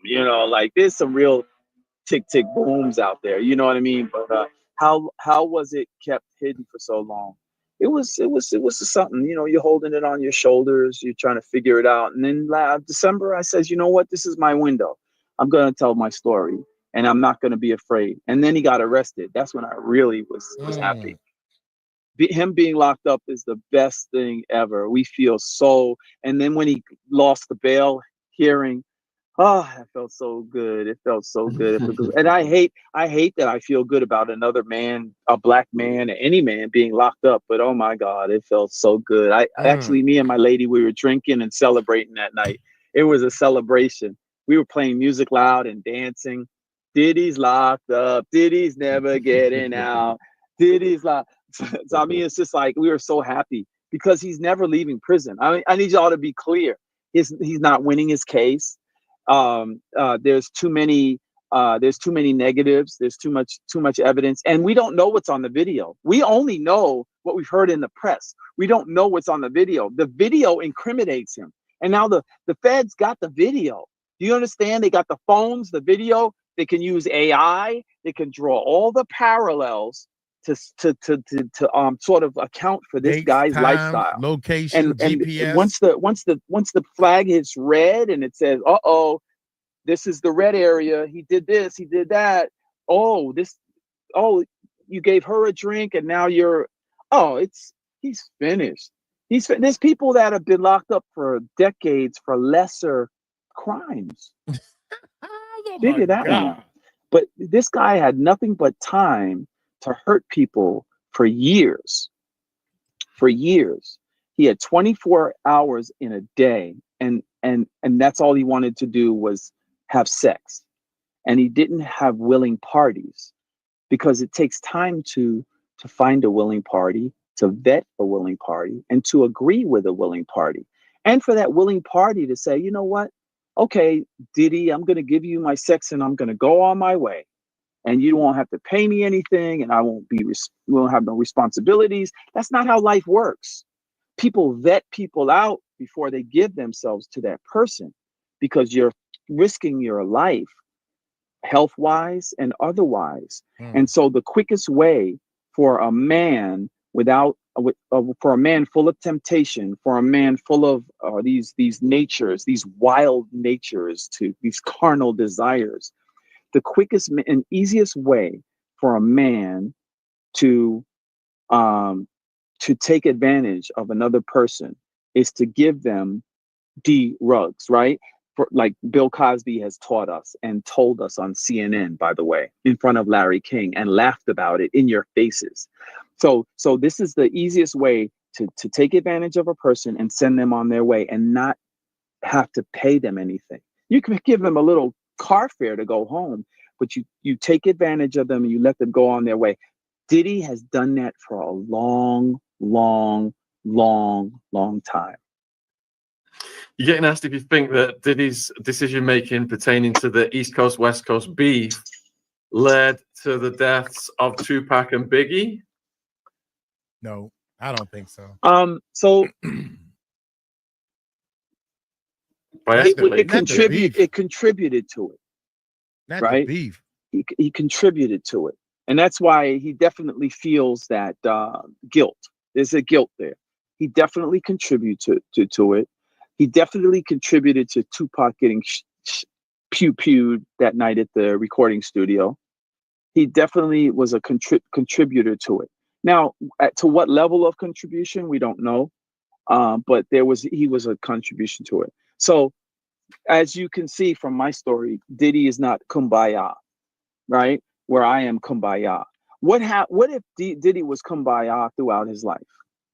What if he was kumbaya when he was winning these awards or making this money or doing these things on stage or making this music or in the studio or with women? What if you were kumbaya? What if you were, okay, I'm going to be a nice, my persona is bad boy, but I'm going to be a nice person behind the scenes. I'm going to be super nice and kind to people. Look, if I want sex with a woman, I'm going to ask her. I'm not going to force her. You know, like all of the things that make you a nice person. Like what if? But he didn't choose that route. He took the easy route, which is to put something in someone's drink, or you know what I'm saying, Sean? So no, yeah. I think he contributed. But remember, you got to remember, he already told us he's a coward. He showed us he's a coward, and that's not a coward's nature, right? To go K somebody or shoot or do these things to people. You pay somebody to do it, or you know what I mean. You like you know what I mean. He's not the person that'll do it himself. He's the person that will pay somebody. But I will say that he's grown that muscle of taking advantage of people for years. So there's no telling. 𝗕𝗟𝗡, you've been really generous with your time. We've done well over 2 hours now. You've answered all the questions.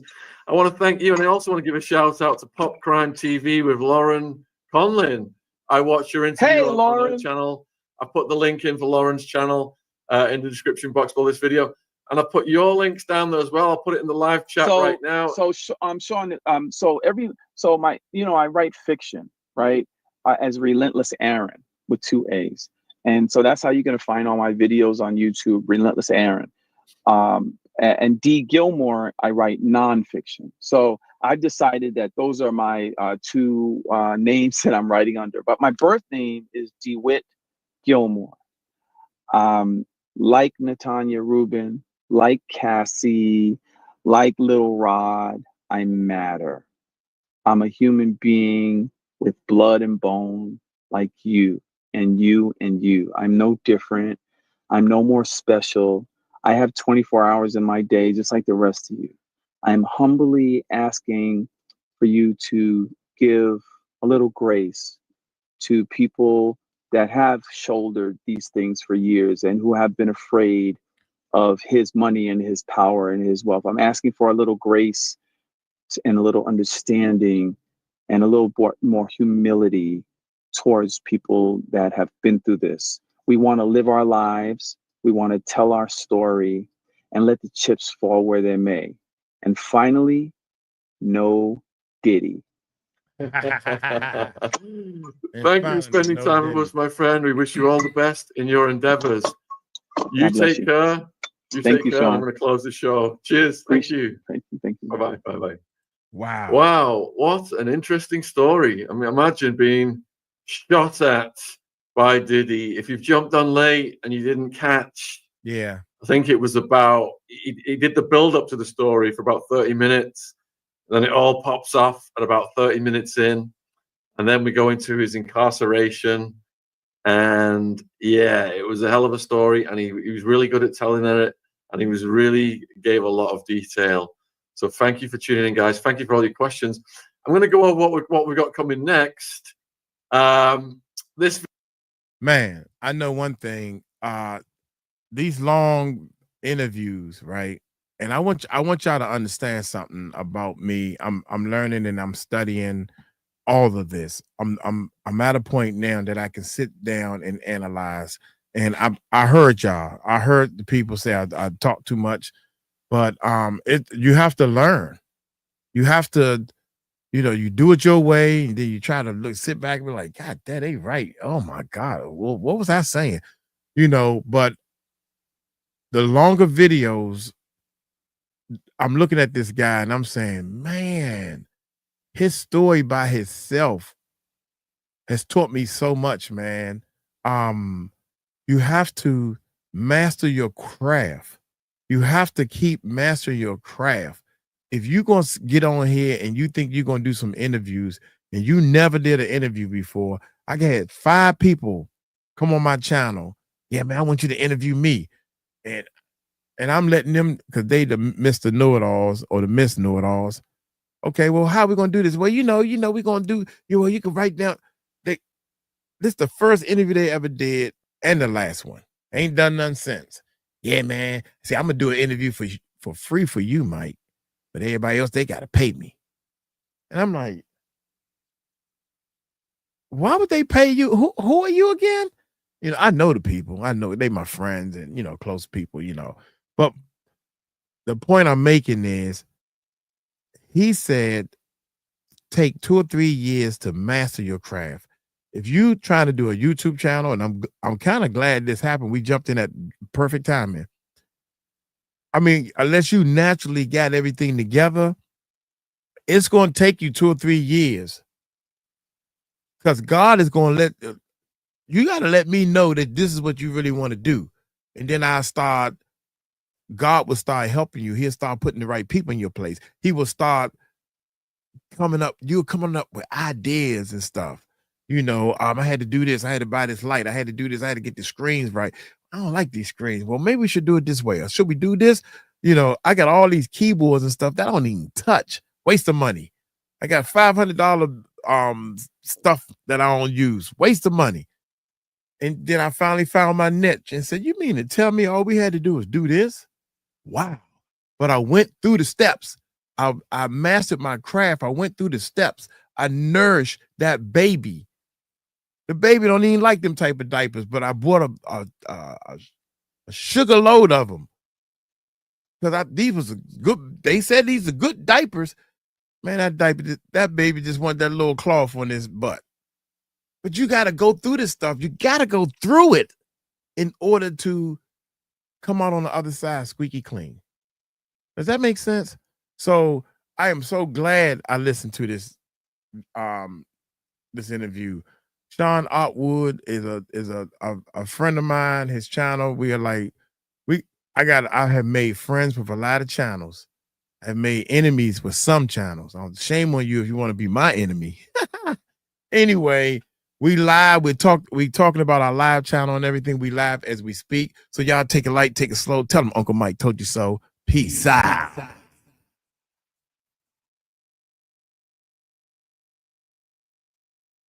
Man, that was long. God damn, that was long. I gotta go to the bathroom. What y'all think, man? That's crazy. That is crazy.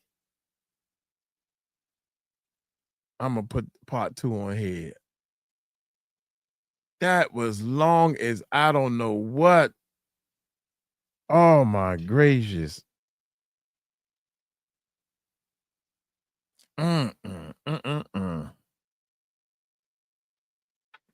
Wow. Muffin 40. What's up? D-I-D-I. D-I-D-I. Sean is amazing. Most definitely. Tika. What's up, Tika? Oh, yeah, I go using the wrong mouse to man, that was long, man. Thank y'all so much. Crystal, great show. Appreciate it. Brittany, yeah. Jamie, I thought info to digest. It's tough info. Tough info to yeah. Yeah, I'm here. What's up, Mike? Girls, go sit down somewhere. You sit. I always got to jump on people, especially, yeah. What's up, Muffin? How you doing? Miss Beautiful. Oops, I just clicked ticker on. Hey, Mikey. Oh, there you go. That's another one.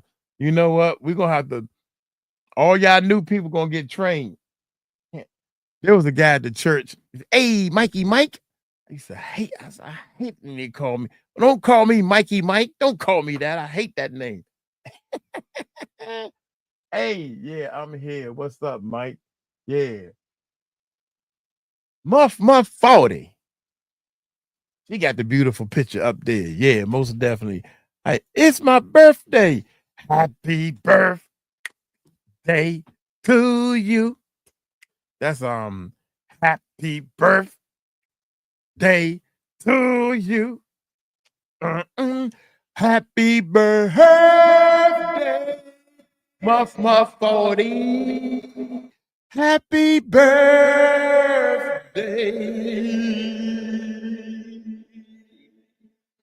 to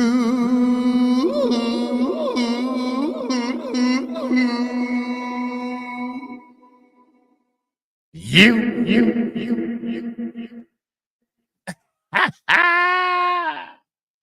Happy birthday, girl. Hey, most definitely.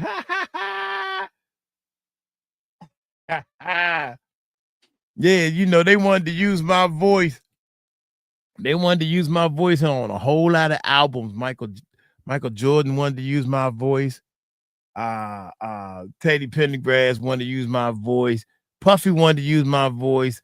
All these record labels, major record labels, want to use my voice. I said, you know, but I couldn't come to no agreement. I want $10.5 billion for my voice. Oh man, happy birthday, girl. Wow. I likes that. It's my birthday. Muff birthday today.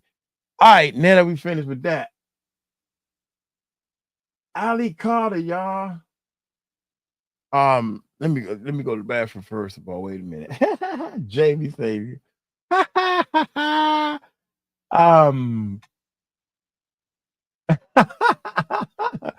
Mercy sound a bit like Misha. I'm 41 now. You go, girl. You just go. Dang it, Nancy. Good evening, Michael. What up, G? I don't know if we should do a reaction to this. It's only 7 minutes. Yeah. We're gonna do a reaction to this. So I don't understand why. Well, I'm gonna let this play while I go to Child Protective Services and all that. So we're gonna get into some of her videos as well. So what I need y'all to do is subscribe to this channel and click that like button if you haven't. All right, so let's go ahead and get into this. We have 500,000 children who had sponsors in this country that we can't find. We can't find them. We don't know if they're doing child labor. We don't know if they're doing sex crimes. We don't know if they're being exploited. 500,000 children. There's a level of hypocrisy that everyone that states they want to protect everyone, but innocent individuals who are victims of crimes and children.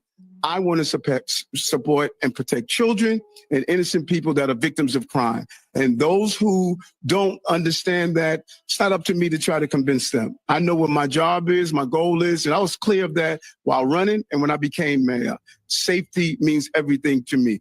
500,000 children, we don't know where they are right now in this country. So recently, the brother Traded Truth did an interview with TMZ about his daughter being missing for the past 4 months. Now he's saying she might be with the mother, but he's really not too sure because they have went underground and pretty much disappeared. So he's been looking for his daughter. He's telling people that if you see his daughter, don't try to do anything to her, but just call the authorities so they can, you know, take care of it. But yeah, man, his daughter's been missing for the past 4 months. So this is an interview he recently did with TMZ. So let's go ahead and get into this, man. What's going on with your daughter? As of now, she's been missing for about 4 months. 4 months. Yeah, the U.S. Marshals, the FBI, a little bit of everybody looking for her. So, you know, she was. I took her to visit her mom in Houston, and she was supposed to just spend a day or so with her. And my last time seeing her, 4 months ago. August 16th. That was the last time you saw her? When was the last time you spoke to the mother? Instantly when she took her, I was calling and blowing up the phone that whole night, and then part of the next day. And after that, everything got disconnected, blocked. So she kind of just went off the face of the earth as far as emails, phone, social media. She abandoned her apartment, abandoned the car. Like, so at this point, that's what made it a scary situation, you know, because it's like, hey, we might have to do a reaction to that also. We'll come back to that one. But 𝗟𝗡𝗞𝗏, y'all, I wanna do this one first. And it's gonna be a reaction because when I went to the restroom, right? I came up with an idea, man. We're gonna do this reaction, y'all, and thank y'all for being with us doing it this way. Y'all can still hear it clear as day. I mean, you've seen one picture of 𝗟𝗡𝗏𝗏, you've seen them all, but our camera and the way our system is set up, we gotta roll this way. So thank y'all so much. We live, and I'm gonna talk about the live, and y'all gonna be surprised at what I say. Well, not surprised, but y'all gonna be like, oh, this is a good idea. Just thought about this when I was going to the restroom. Check this out. I think I can get it out. You know I can't talk, y'all. What is up, YouTube? How y'all doing, man? How y'all doing? Check this out, man. We back at 2 Strong's channel. I think it's Koi's partner. I don't know the brother's name, man. So he is up there. He's talking. Great brother and everything. 𝗟𝗡𝗏𝗏 exposed celebrities. We have urgent questions. 𝗟𝗡𝗏𝗏𝗏 exposed celebrity. We have urgent questions. Or it said the same thing. I was reading it from the thumbnail. Hit that subscribe button, hit that bell. We are live while we're doing our reactions. Y'all go over to the Music Recording Network Live, and all that good stuff. Right now, we are talking about this video. And I read through a lot of the comments on this video, and they were saying that 𝗟𝗡𝗏𝗏𝗏 is not, she don't want to do any interviews, right? She don't want to do any interviews. She don't want to come on people's channel. They're happy and safe the way they doing things. So in order to help somebody, you have to help people the way they want to be helped. You can't make a person do what you want them to do. So I want you all, everybody, to know that 𝗟𝗡𝗏𝗏𝗏 can come past our channel. She ain't got to say nothing. She can just listen. She probably already did that before.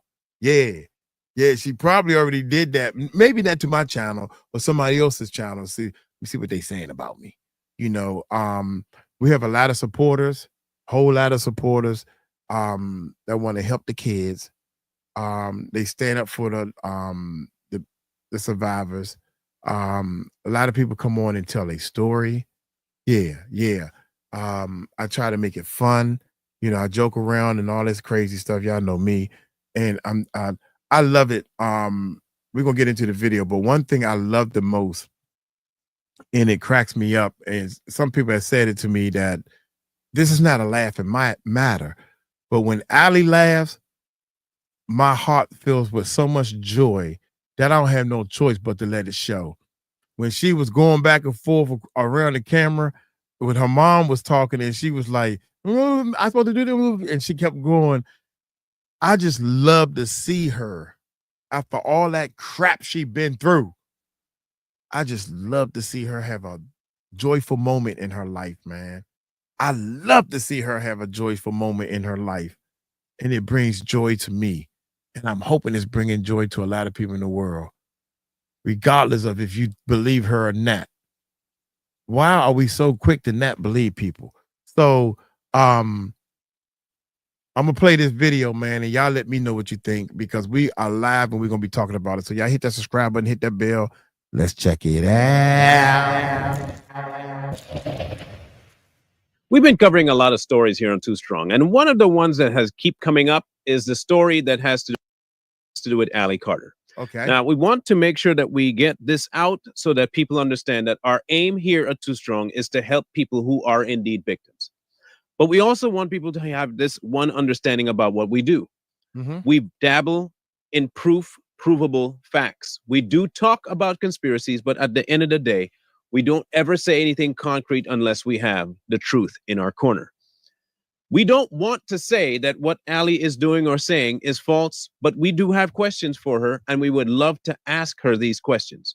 We don't want to speculate on them, but we also don't want to say anything about her story until we have concrete evidentiary facts, things that we can say for sure, outside of feelings. The goal here is to help. If what she's saying is true, we need to be the ones to get behind and get all these children home from where they're being trafficked right now. We don't want to be the ones to say, oh man, we lie, we don't, y'all just don't want to trust. It's not that. It's not that we don't trust. It's not that we don't believe. It's that we have questions. And I do believe we are allowed to have questions, especially if what we're hearing on multiple different platforms may have some discrepancies. We do believe that Ali has a story to tell. What that story is, we are still not 100% sure. We do want to have a conversation with Ali. How the conversation will happen, we're still not very sure.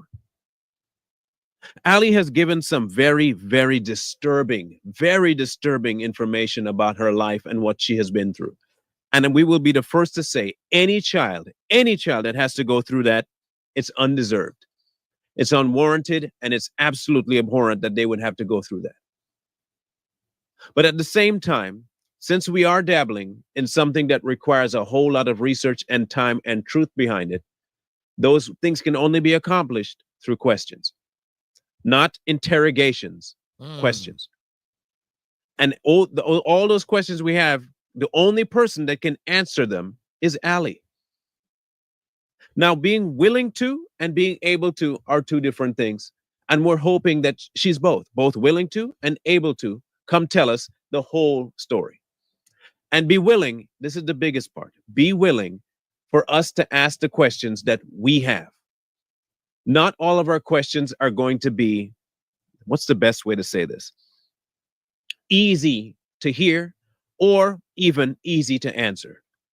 But there's still questions we have. It is not that we're not willing to help. It is that we want to be able to help in full and properly. And the only way we can do that is with a full story, the complete story. Because if we don't know, we can't help. And if we can't help, we're at a deficit because there's still children out there hoping to be freed. She's mentioned quite a few of them. And if we can in any way, shape, form, or fashion aid that, we will throw ourselves 1,000,000,000% behind it and see to it that these children are brought back to where they belong. Yeah. And those responsible for it are brought to justice.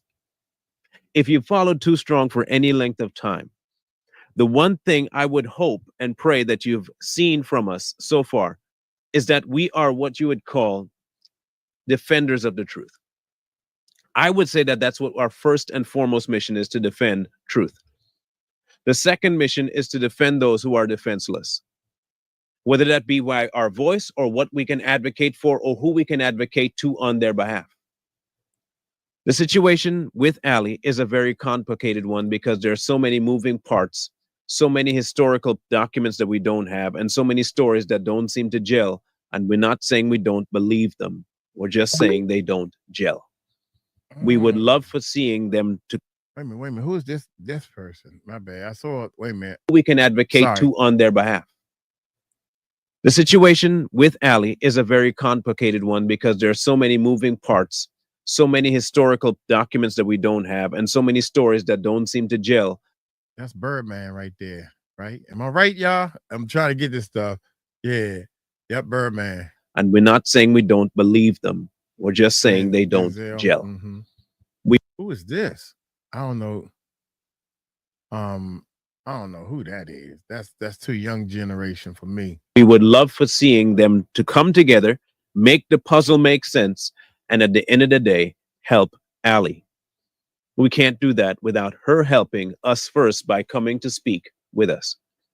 If you have her ear, in any significant manner, please, please, please reach out to her and let her know this.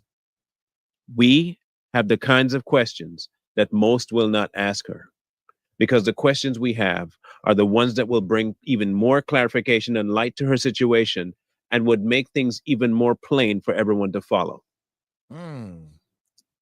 We do have a disclaimer. If we do discover there are things that are not truthful, we will have to be the ones to say it. If it's also the case that she does not want to come talk to us, they can't say we didn't offer the hand, the platform, the space, the reasonings. We are offering that right now. We are happy, willing to have that conversation. But please understand this. We seek the truth first. Young Jock That's the rapper, first that's and what they telling foremost. me. And to get there, we have to ask the hard questions. Ali, if you have the patience to sit with us just to work through what questions we do have, trust and believe me, please believe this. We will do whatever is in our power to help you find the justice you deserve. If your story is 100% accurately true and you had gone through the things you've gone through, trust and believe we have the heart to follow through to help you out of it. And we will stop at nothing to make that happen. But we also dabble, like we said, in truth. And that's all we want, is the truth. So for those who may think that we are just trying to avoid, and we're talking badly about, it isn't that. Please understand it's not that. Our heart is for victims. But there are plenty of occasions where victims are not victims. We are not saying Ali is not one. Now we know, I mean, I'm not laughing. I'm laughing, but we, because girlfriend has started her own YouTube channel and everything. And y'all know what happened. Y'all know that people, Courtney with the book got me buying this book for 3 times as much as it's worth anyway. People will lie out here, man. Basically, you know, people lie. Our heart is for victims. But there are plenty of occasions where victims are not victims. We are not saying Ali is not one, which is why we would like to talk to her to verify the things that we have questions about. So again, one final plea. Ali, if you're willing, please give us the time of day. Tell us when you're available, and we can have a discussion, have a sit down, have a chat, flesh this thing out, go over things in detail so we can better help. And for those of you who have her ear, please let her know that we've asked for her to show up. Outside of that, we are doing our part. Hopefully Ali will do hers. Too strong. Too strong. All right. God dang, man. So they're not saying that they don't believe her. They saying they got questions. Now, here at the Music Recording Network, first of all, we do music. I never, even with Misha, LaMisha, the English girl, and what's the boy name with the channel, man, with the 4 cars? Lionel B. And Courtney.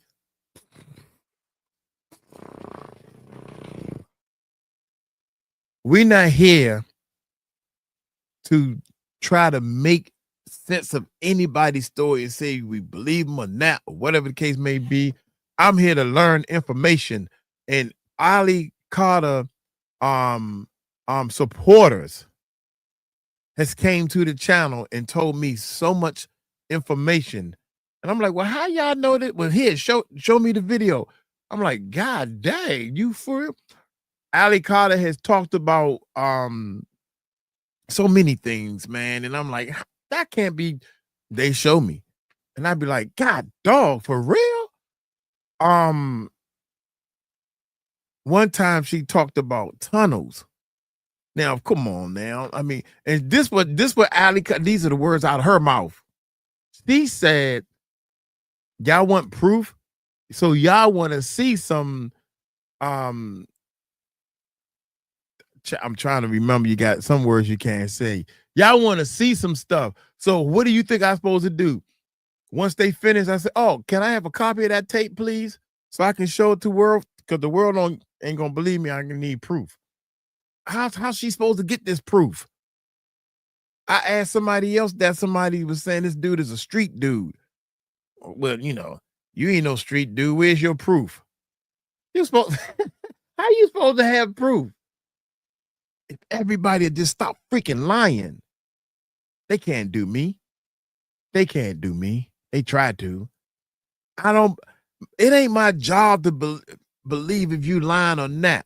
Because your actions is going to tell me if you lying or not. I don't have no time to be figuring out, she lying. First of all, she lying because I know one thing, drinking snake venom to cure some daggone baby or horse tranquilizer. Look, if I got this horse tranquilizer and you say, well, drink this snake venom. If I got any good state of mind left, I'm not drinking that.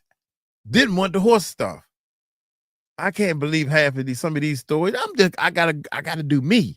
I gotta do me. So I said all that to say this. On our live channel, we talk a lot about 𝗟𝗡𝗏 and 𝗟𝗡𝗏 fans, the people that support her, the people who believe in her are teaching me. And I have questions and they will answer.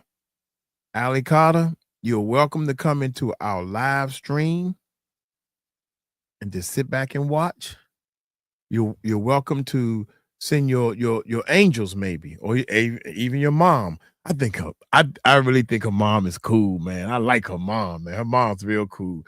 And I love the stories that you tell, and I love when she has a good time. I love to see her have a good time. And I know one thing, if you ever need a place to stay, you ain't got to worry no more. And I would make sure, I make sure nobody know you here. I'll be lying. I be lying. I don't know where she at. I just hope you're safe. We hope that you're safe. My team, the Music Recording Network Live, we all hope and pray that you are safe. I'm just going to let you know from the bottom of my heart, I was so worried because you didn't put anything up for a couple of weeks or months or whatever. Yeah, she didn't put anything up. So we got one more video to show. I don't know how we're going to do this because I want to see it first. But 𝗟𝗡𝗏, it's a lot of people got a lot of questions for you and everything that you probably don't have no proof for the answer. But me personally, I'm here for you and I believe you. Y'all take it light, take it slow. Tell them Uncle Mike told you so. Peace out.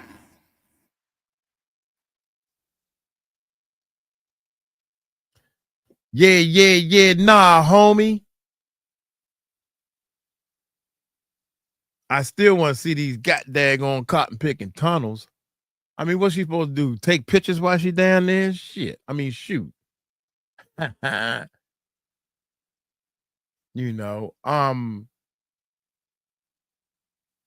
let me ask y'all this. Put a one in the chat. What do y'all think? I'm gonna come over here and talk to y'all for a minute.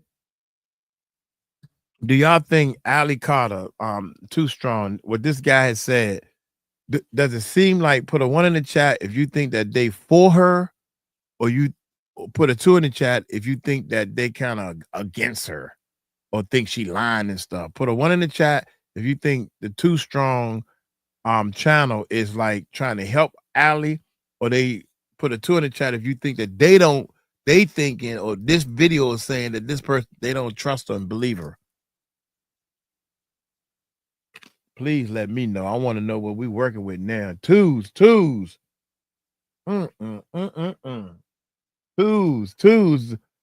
Jamie did twos. Queenie. Twos with a yeah. Twos. Brittany. Shout out to Brittany. It's 108 people. Thumbs up. Dragon X. They want to line her up. Yeah, I think so. Yeah.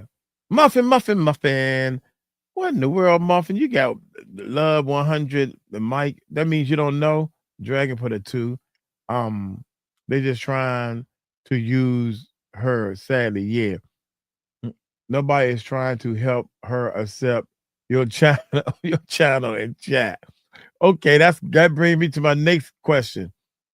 Ali did say not to trust anyone, just share the videos. Yeah. Ali has buried her soul. Ali has bared her soul.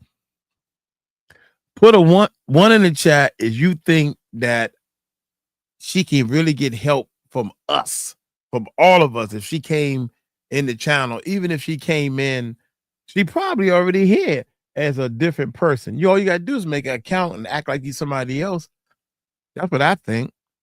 So put a 1 in the chat if you think that we can help her.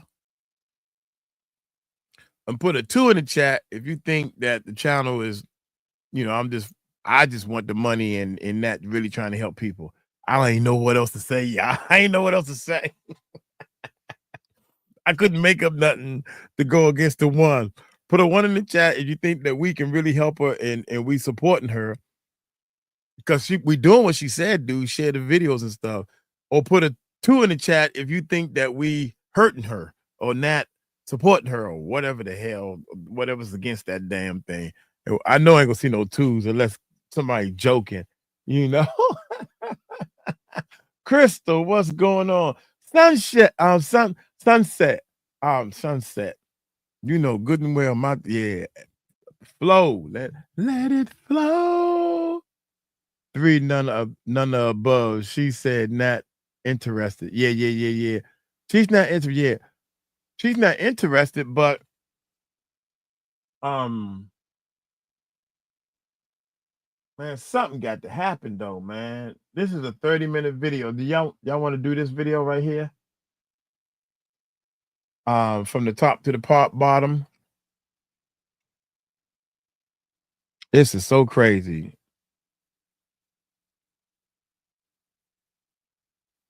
Yeah, Michael, what's it? Archinol, Michael Jordan, Akbar. Look, she needs some money, but she don't accept. They need to eat. Yep. Everything has to be on her terms. That's what I said. That's the same thing I said. She's a scared girl. I don't blame her. I don't blame her either. That's the same thing I said, dear. That's the same thing I said. Teresa, I'm playing favorites when it come down to you. Teresa, I jumped all the way down to when Teresa put something up, I jump right to it. She's in self-preservation mode. Yeah, she's been explored. Yeah, she's been hurt too much, man.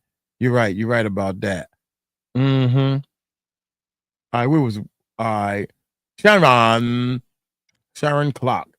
I know Ali's telling the truth. Yeah, I know she's telling the truth. She's Aquarius. Aquarius.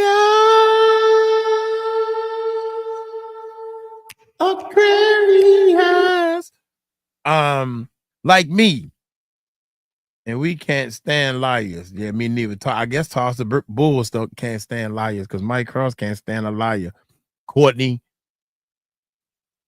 That's why I haven't touched this book. Somebody said, man, you keep showing that book. When you going to read it? You can't read? Actually, no, I can't read. But at the same time, it's hard for me to even, a bunch of lies, man. I paid $250 for this book. Because I wanted the book, yeah, for the viewers and stuff. But we're gonna read the book. Maybe Monday morning we'll read the book while y'all at work or something. He gave me the creeps. Jennifer, I'm glad you said that because I actually told Coy that. It's something about him. This guy, that guy that just, yeah, you're right. He gave me the creeps. Amen. Yeah, of course, Mike. Yeah. He don't give me the creeps. But it's just something I told his partner, Coy, we talk almost every day and we talking about getting together and doing some things and everything. And I told him, I said, man, it's your partner is he said, man, my wife said the same thing. And everybody else said the same thing. He doesn't come off genuine. He doesn't come off I need to pull them back up. I finally looked at one of their videos that he did, just like this one. This makes number 2. This the second video that I did of his, and for some reason, I don't know, man. I just don't. I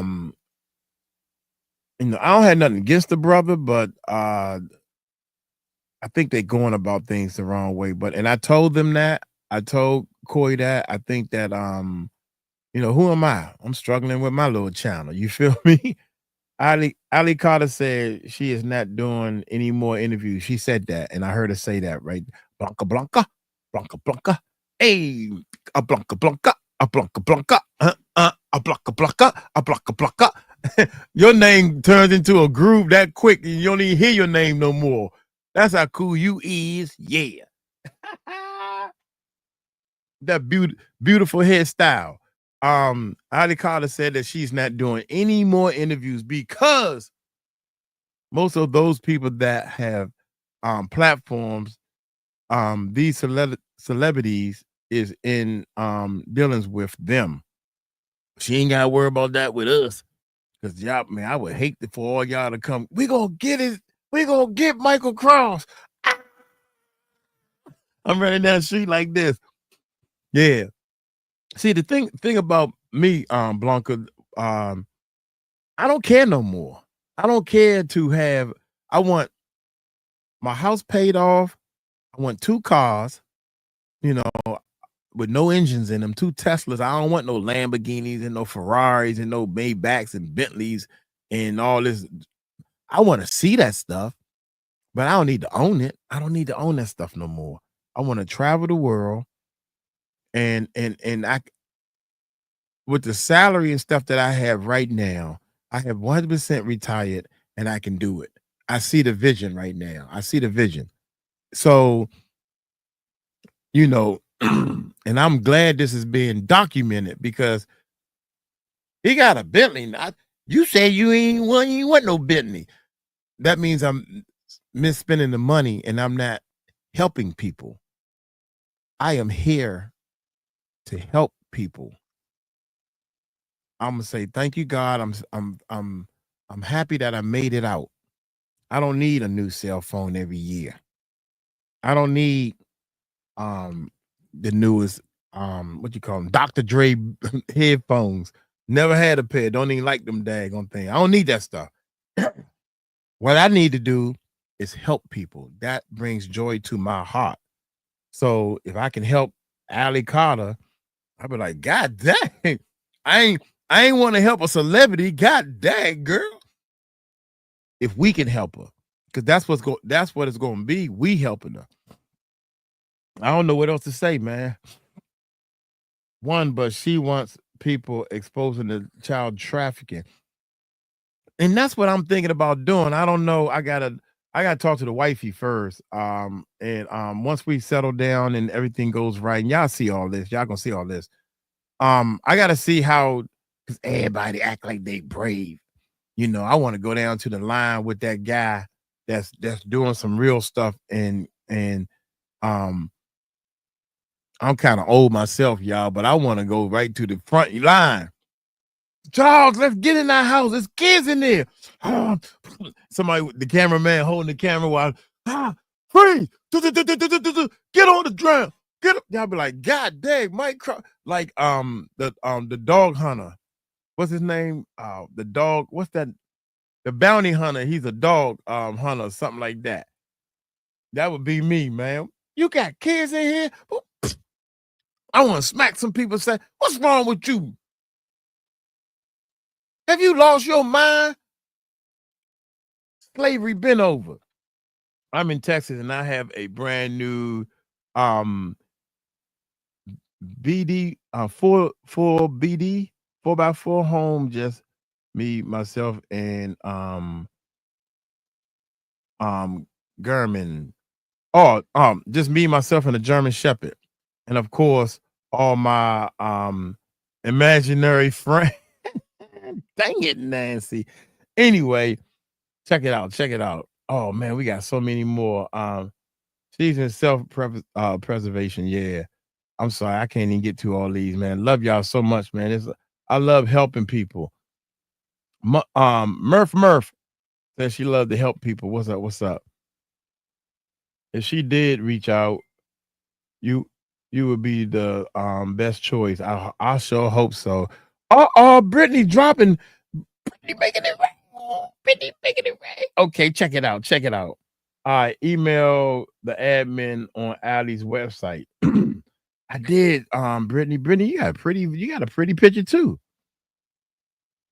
Yes, indeed, Brittany. I think I did. I wrote her a long email, and I don't think I put the link in there for the channel. I wrote a very long email, man, and I didn't say nothing like this guy said though. So yeah, and we can reach out again. You know, sometimes your emails and stuff get lost. I need somebody, Brittany. I need somebody to work our email system. You know anything about emailing and working an email system? Let's put some work in, y'all. Thank you so much for the $2. Thank you so much for the donation. I'm sorry. I'm crazy. But yeah. Every time somebody donate, y'all are helping feed. We have a fundraiser called Feed, man, and I make sure we just sent a donation out. In fact, we sent two donations out. Actually, 3 donations. I forgot about the Miss D. We did a donation for Miss D and her peoples also. So we did 3 donations this week. Yeah. So most definitely, man, it makes me feel good. You know what job I've always wanted to do is set mastering up online, then watch the police arrest them. set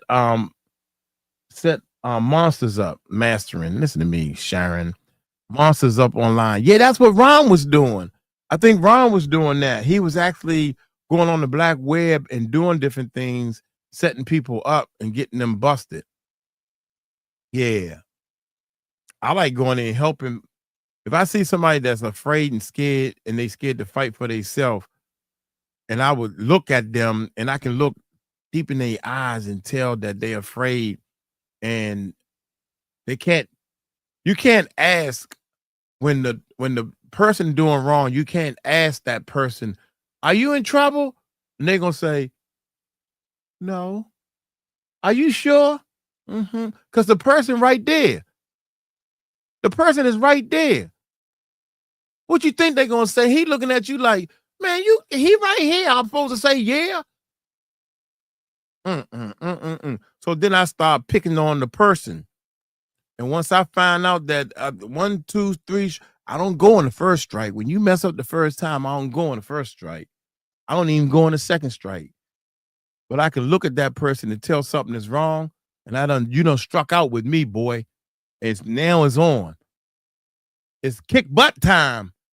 I'm sorry, but that's how I roll. It's kick butt time. Yeah. All right, I skipped one. Oh, that's the same one. Much love, Uncle Mike. That's the best way I can help, aside from just raising awareness to the kids. Yeah, I put out stickers, and yes, I can help you with emails. You can help with the emails. Yeah, we need some email help, man. I try to get the sis to do it, and I try to get. They don't know what they doing. It's a skill. You can read the emails. Anybody trying to sell me something that's some bull, delete it. I don't need to see it and everything. We'll talk, Brittany, if you want to do it.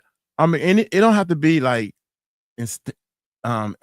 intensive, but you can mail out emails on my behalf, and we're the more you know what we're trying to do. We would like to, Mike would like to talk to you. Like, for example, I've talked to 3 people through emails to try to get them on the show. And it's just something I don't do, man. Man. Mike, answer your emails. I'm like, answer. What? Come on the show. You should be here right now. Click and come on. I don't have time to be going back. Well, what time? I don't know now. You know, so we need help. We need help, man, to grow this, to grow. If we're going to help people, we have to build a team of a foundation first.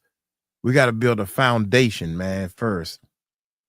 And that way we can start targeting some people that we know is bad. Right. You know.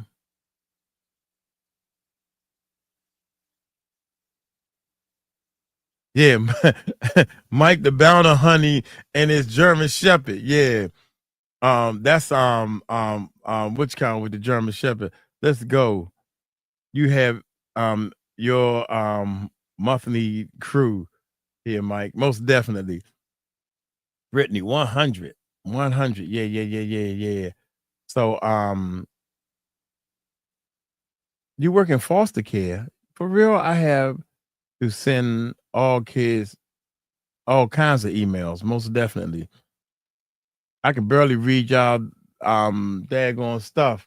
So, you know, good and well, I ain't reading no damn emails. Save the children. Most definitely. That's what it's all about, man. Saving the children. So 89 people rolling out. Okay. Check this out. Weirdos roaming around in broad daylight, hunting for prey. You right about that, hunting for prey. I take a minute every time I'm in Waldorf to look at the Mission Kids board. It is horrifying as the kids on the board keep changing. God dang, don't say that. Please don't say that. I don't need. Thank you, Brittany, so much. Thank you so much. Let's see. We could send them bright white lights to protect them too. Late for Cali, but isn't collectively we are so much stronger. We are the light. You got that right. Nana. Nana na na na na na na na na na na. Nah, nah, nah, nah, nah, nah, nah. All right, let's do this last reaction. What's up, Mike? There go Grape 8, baby. They always check me out, man. Grape 8 been with us for a long time. Also, yeah. What you talking about, baby? This video is going to make you mad, Mike, but we always love to see clips of Ali. Yeah. This video right here is going to make me mad.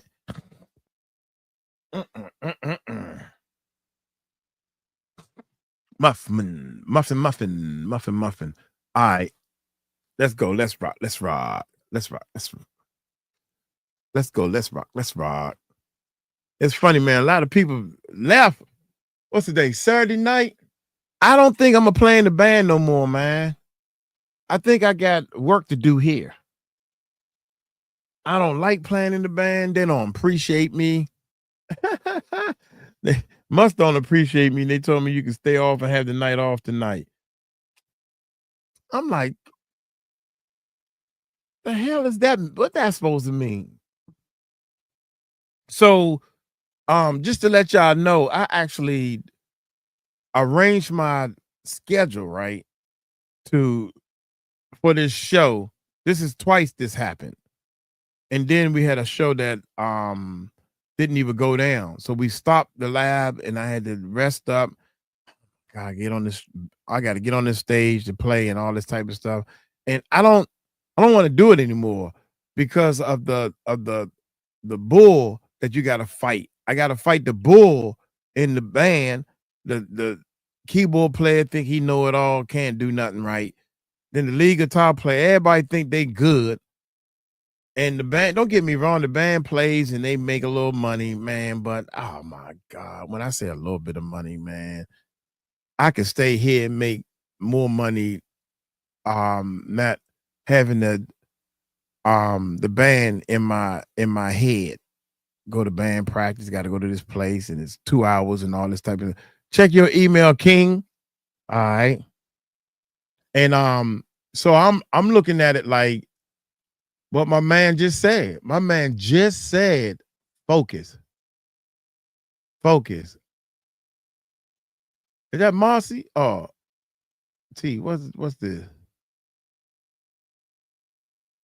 What's this? Attachment. Funding, founded by Mike Cross at the Music Recording Network.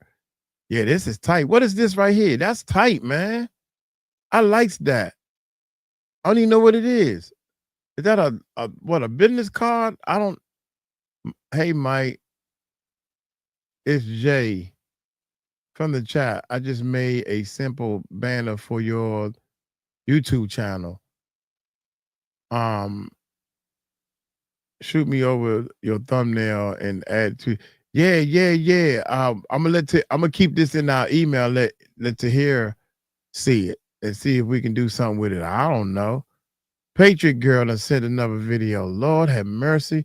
She sent some vicious videos, y'all. Look at it. Big homie CC.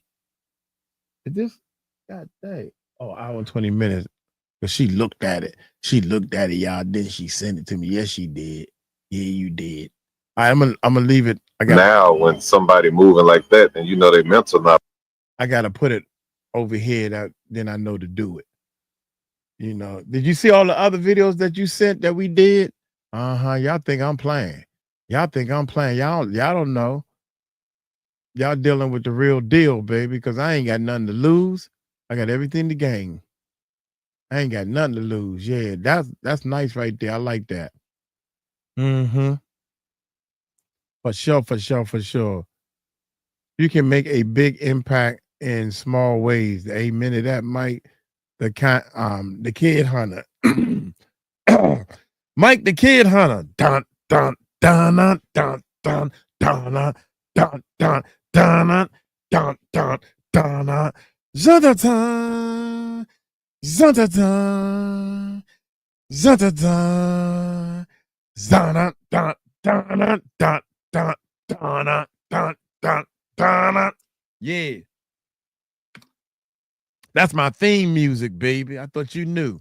Morning, Mike. Holy grace. Full of grace. The Lord is with you. Here we go. Look, some people left after I did my theme music. Look here. Are y'all ready? Oh, we doing this. We're going to do this. 𝗟𝗡𝗡𝗏. We're on 𝗟𝗡𝗏, right? This time we're going to do it as a reaction, y'all. Here we go.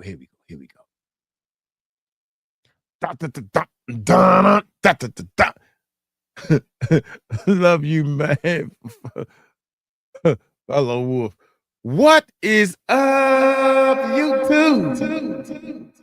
How y'all doing? Yeah. Hey, check it out, man. We are live. Don't forget we live when we're doing our reactions, man. The Music Recording Network live and all that good stuff, man. Check it out.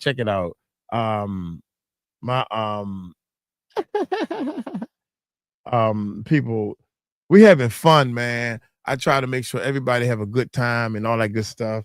And we was at the live. While we was talking about the 𝗟𝗡𝗡𝗏 and all this stuff. And one of the people in the chat said you should go ahead and play that video because it's gonna, I can't even remember what she said. It's gonna make you sad, it's gonna make you mad, it's gonna make you cry. So y'all hit that subscribe button, hit that bell, and 𝗟𝗡𝗡𝗏, we are hoping that you are okay. I want to say you can reach out to us.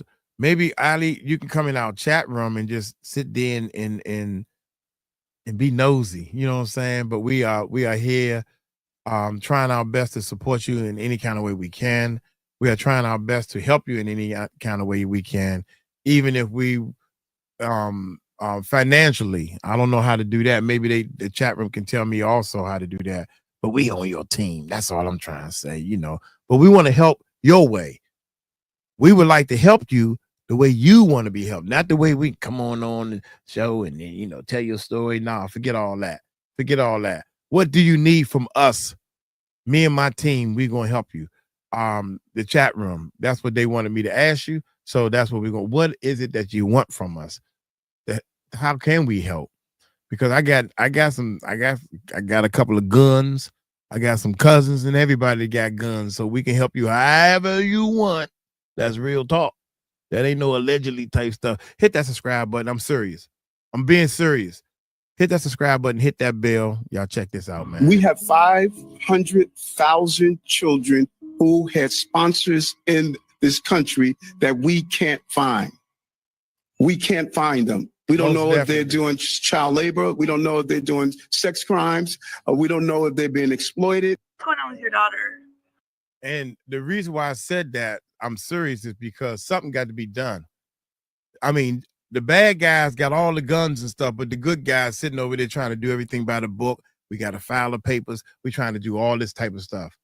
And this guy right here, man, is looking for his, he looked like he should be carrying a gun, allegedly. You know what I'm saying? This is, if you're going profile, you're going to profile somebody. That's how they do. Now watch how he talk, man. Here we go. We can't find them. We don't know if they're doing child labor. We don't know if they're doing sex crimes. We don't know if they're being exploited. What's going on with your daughter? As of now, she's been missing for about 4 months. 4 months. Yeah, the U.S. Marshals, the FBI, a little bit of everybody looking for her. So, you know, she was. Ron Jeremy, Denzel Washington, Beyonce Knowles, Ellen DeGeneres, Whoopi Goldberg, Lady Gaga, Chrissy Teigen, John Legend, Joan Rivers, Rob Second. Do you want me to keep going? Do you want me to keep going? All right, y'all, we got to get into it. So recently, New York Mayor Eric Adams spoke out about 500,000 children being missing in this country. Now, he's saying a lot of these children that have been sponsored, they don't know where these children are at. Isn't this the guy that gave Puffy the key to the city? Is this the guy? Y'all let me know, because he looked like it. And then he had to step down. Isn't this that same guy? I don't know. Please let me know. I'm waiting for my chat. Is this the guy that they can barely see it, man? One more time, let's rewind it. They let me know in the chat, because y'all know I'm not good with these names. Yes, they saying yes. All right, y'all, we got to get into it. So recently, New York Mayor Eric Adams spoke out about 500,000 children being missing in this country. Now, he's saying a lot of these children that have been sponsored, we see, they don't know where these children are at. He was saying he don't know if they're, being trafficked off, or are they, being part of some child labor services or whatever. But we definitely got to get into this. We're going to get into this. We're going to get into the brother 𝗟𝗓𝗡 speaking out about his daughter being missing for over the past 4 months. And we're going to get into 𝗟𝗡𝗏 Carter. 𝗟𝗏𝗏 Carter, she's been speaking out, for years about being trafficking through Hollywood, through child protective services and all that. So we're going to get into some of her videos as well. So what I need y'all to do is subscribe to this channel and click that like button if you haven't. All right, so let's go ahead and get into this. We have 500,000 children who had sponsors in this country that we can't find. We can't find them. We don't know if they're doing child labor. We don't know if they're doing sex crimes. We don't know if they're being exploited. 500,000 children. There's a level of hypocrisy that everyone that states they want to protect everyone but innocent individuals who are victims of crimes and children. I want to support and protect children and innocent people that are victims of crime. And those who don't understand that, it's not up to me to try to convince them. I know what my job is, my goal is, and I was clear of that while running and when I became mayor. Safety means everything to me. 500,000 children, we don't know where they are right now in this country. So recently, the brother 𝗟𝗓𝗡 did an interview with TMZ about his daughter being missing for the past 4 months. Now, he's saying she might be with the mother, but he's really not too sure because they have went underground and pretty much disappeared. So he's been looking for his daughter. He's telling people that if you see his daughter, don't try to do anything to her, but just call the authorities so they can, take care of it. But yeah, man, his daughter's been missing for the past 4 months. So this is an interview he recently did with TMZ. So let's go ahead and get into this, man. What's going on with your daughter? As of now, she's been missing for about 4 months. 4 months. Yeah, the U.S. Marshals, the FBI, a little bit of everybody looking for her. So, you know, she was. I took her to visit her mom in Houston, and she was supposed to just spend a day or so with her. And my last time seeing her, 4 months ago. August 16th. That was the last time you saw her? When was the last time you spoke to the mother? Instantly when she took her, I was calling and blowing up the phone that whole night, and then part of the next day. And after that, everything got disconnected, blocked.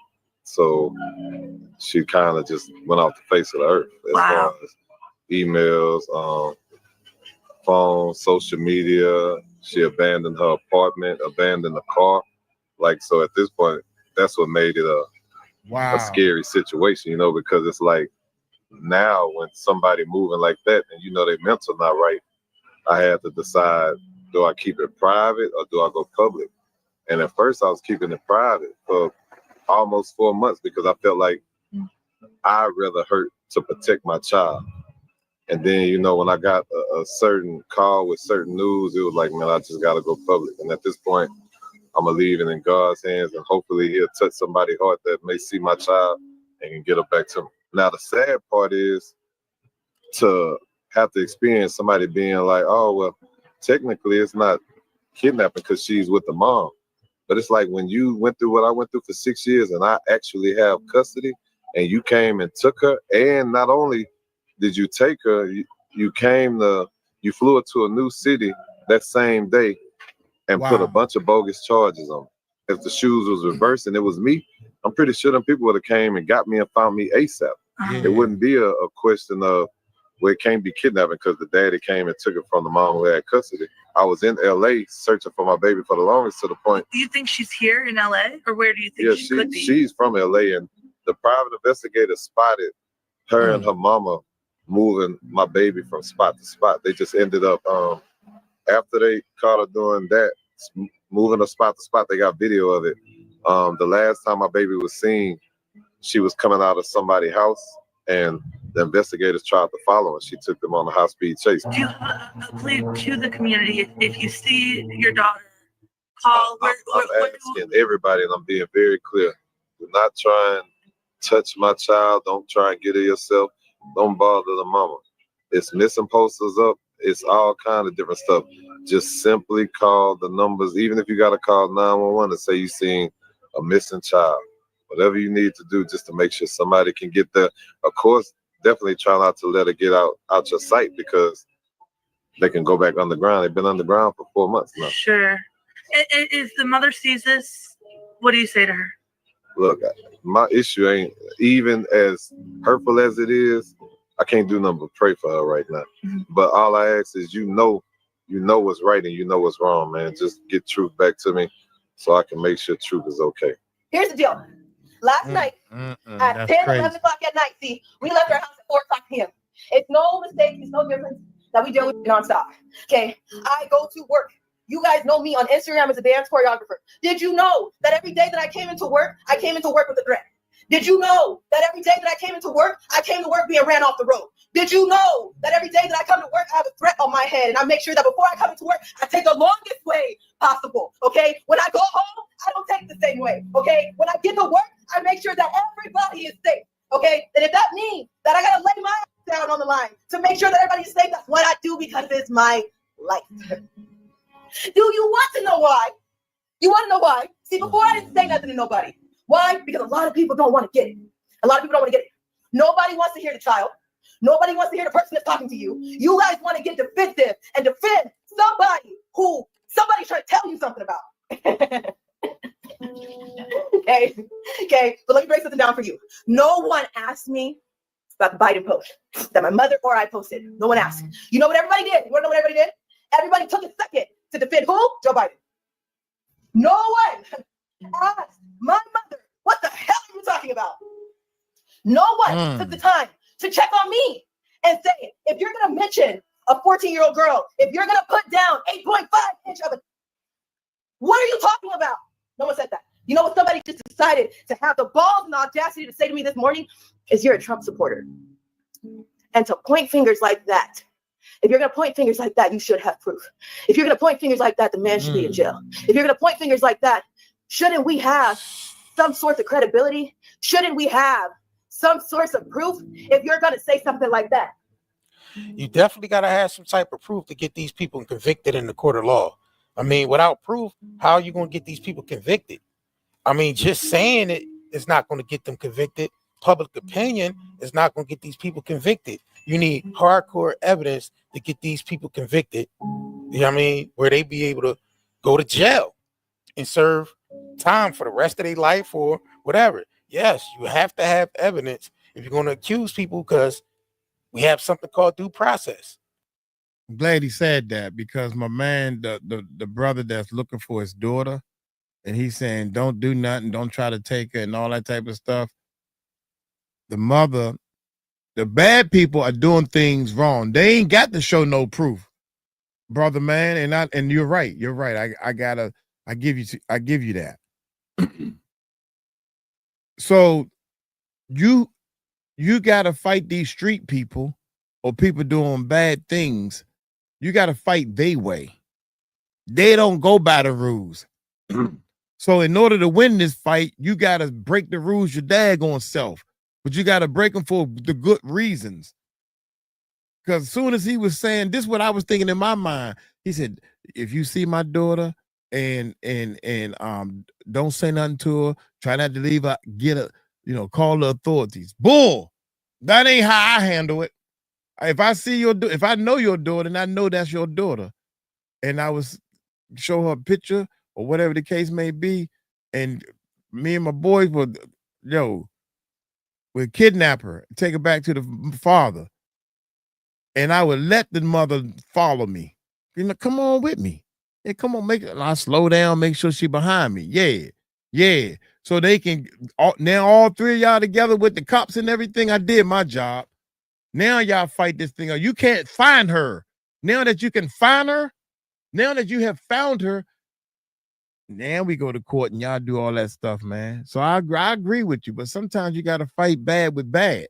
You got to do some bad stuff to get the right answer. And that's why the stuff that I say and do happens, and it works my way. You know what I'm saying? All this is handled in the court of law. So yes, you do have to have proof in order for these folks to be charged and go to jail. Yes. Let's continue. Something like that. Don't you think I know what the hell I'm talking about? I post puppies and dance and food. And I just now started telling y'all the truth. And I've been pulling it down for I don't know how long. Okay. If you're not new to my Instagram, you have seen me post up something about trafficking and snap that shit down in the same second because I was too scared to say something. Now I'm just hot. That 14-year-old girl is me. You want to ask me? Anybody want to ask me? Nobody want to ask, huh? Everybody just want to judge? Nobody took a damn second to say, who's the 14-year-old girl? It's me. Any questions? There's an investigation going on around Jeremy. Anybody want to ask me any questions? Just in case y'all forgot about the former adult star, Ron Jeremy, was charged back in 2021 for 21 counts of sexual assault, which they found him incompetent because his health started failing, and he basically was sent to a private residence because he had dementia. So yeah, that's what she's talking about. Ron Jeremy, just in case y'all didn't know. Nobody? Let's continue. We got crickets? Can I buy Val? I'm ready for the questions. Bring them on. Anybody? Nobody? Y'all got proof. What else do you need? See, how many survivors have y'all shut down? Before you delete me and you miss me with your bullshit, and before you make sure that you lose any contact to me, what other child have you shut down? Who else did you decide to silence? Okay, that's what I want to know. What other child came forward and said it was me, but everybody else want to say, no, it's not? Who the put the 8.5 inches down? And I'm not sure. I told you I know sizes. Can I buy Val? It's amazing what's wrong with our world. Everybody wants to point the finger, but nobody ever wants to ask the person who is trying to tell you the truth. When you find out, I hope some of you get your asses smacked. When you find out, I hope the people who worship this man and told your children to worship this man, you get your ass smacked. I hope that you are in hysterics. I hope that you feel the guilt and the shame. I hope that you know that my friends that have lost their lives and are sitting on somebody's water island is because of you. Miss me, block her, lose us. We don't want nothing to do with you. I don't care who you are. I don't care how old you are. It's coming out. Wow. It's coming out. You know the video that I posted? I have somebody in the UK editing it right now. It's on the underground tunnels. It's under the Getty Museum in LA. I didn't want to say nothing yet because I could kill. You know what? Bring it. There is nothing that anybody can try to do to me right now that you have not done. You have taken everything. What do you want? I'm out. I've been done. But you still at my house. You still in my home. You still bothering my animals. You still opening my door. And you still in my house. But you don't want me.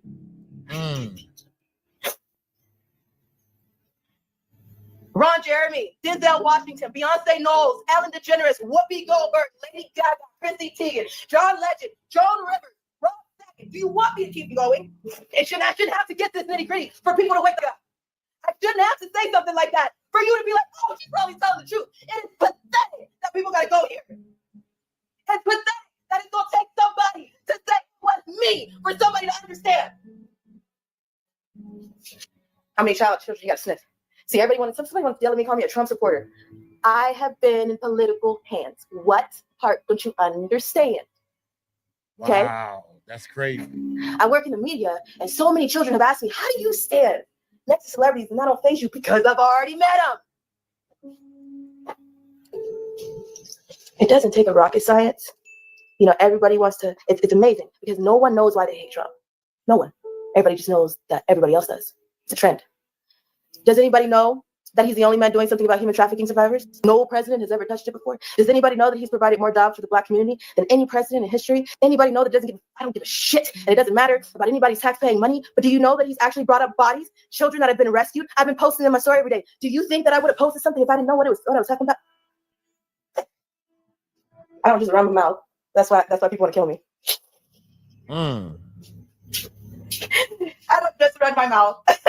I don't have a line of people who would like me dead because I just talk bullshit. People are hilarious. But do you not see Biden sniffing children? This is not something that you see all the time. You don't see him. You don't see the man like getting behind children, and then once he gets behind them, I need an example. Get over here. Get over here. I'm sniffing you. That's not Biden. This is not Biden. Sorry, I groped you on camera.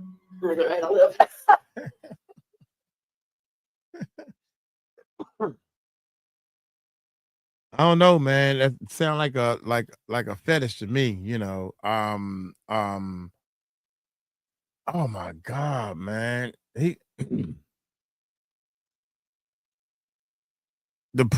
think the problem is that some of this stuff is so far-fetched, it's almost hard to imagine to believe it. The president of the United States is doing this to little kids. How did we end up getting this person as a president? You know, if you believe what she's saying, you know what I'm saying? She was there. She know what she know. She got stories, man. She got a lot of stories. She was trafficked and molested ever since she was 3-4 years old, she said. Time. You don't see him. You don't see the man like getting behind children, and then once he gets behind them, I need an example. Get over here. Get over here. I'm sniffing you. That's not Biden. Why is she moving out of the camera like this that? Is not Biden. Sorry, I groped you on camera.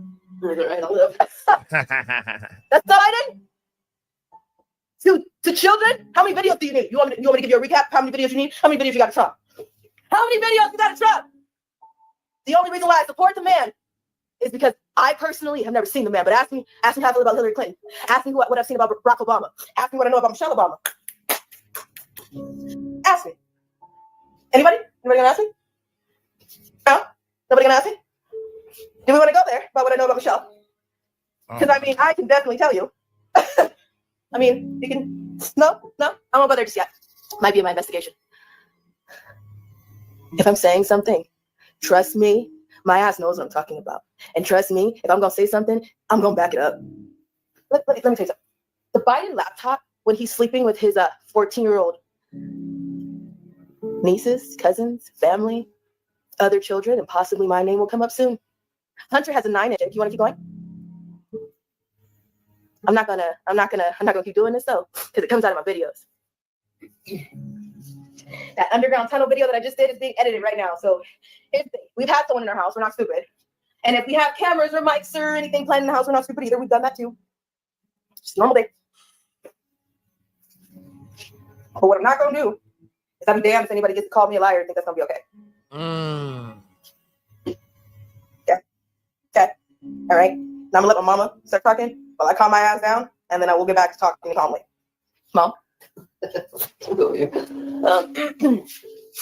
I posted something yesterday about Biden, the graphic post about the size of his dick, and that I'm done with it. I want to explain to you how I got to that place and why. When Allie first came, she was in bad shape. She was not what you see now. Nope, not at all. Still walking. Calm me down. She was in really bad shape. With survivors, there's a place, and you gotta take what I say. I try to explain it as I see it, or how it, the perception that I have of it might not always be the right terminology, but it's the perception I have. Because a lot of times I don't have words for things. When Allie first came, she was close to the point of no return. And what I mean by that is spiritually, physically, she had been so abused. If I hadn't intervened when I did, she might have been down the path to be like a Hillary Clinton, where there's no redeeming qualities left. Yes, God can save you, blah, blah, blah, blah, blah. But at some point, when you've been so brutalized and so traumatized, you guys still don't know the whole story. We told you a lot of horrible things that have happened. We haven't even told you the worst things that have happened yet. So when she came, she was what I would call close to the point of no return, where if she had continued in the life that she was in, at some point something would have switched, clicked off.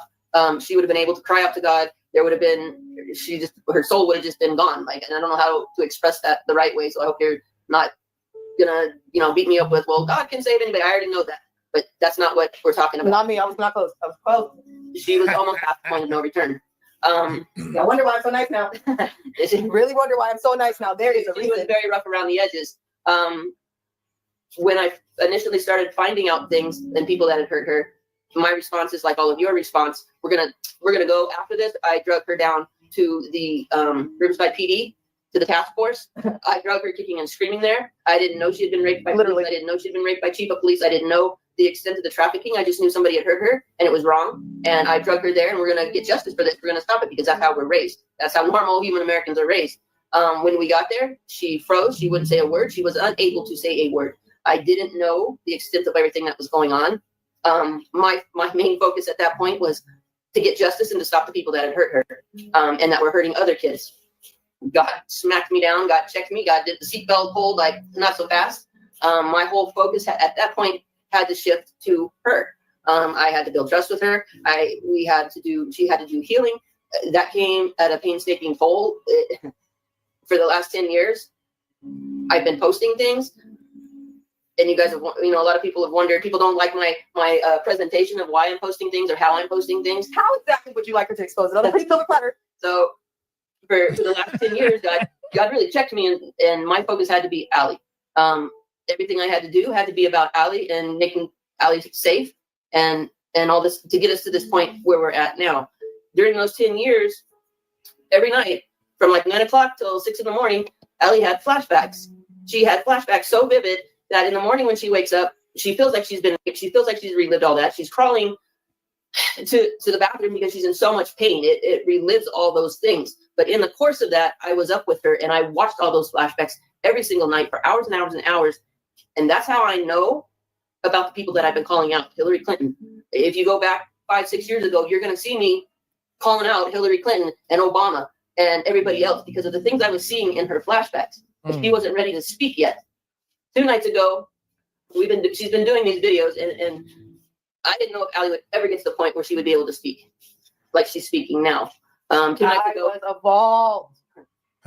Oh man, God dang it! That was statement.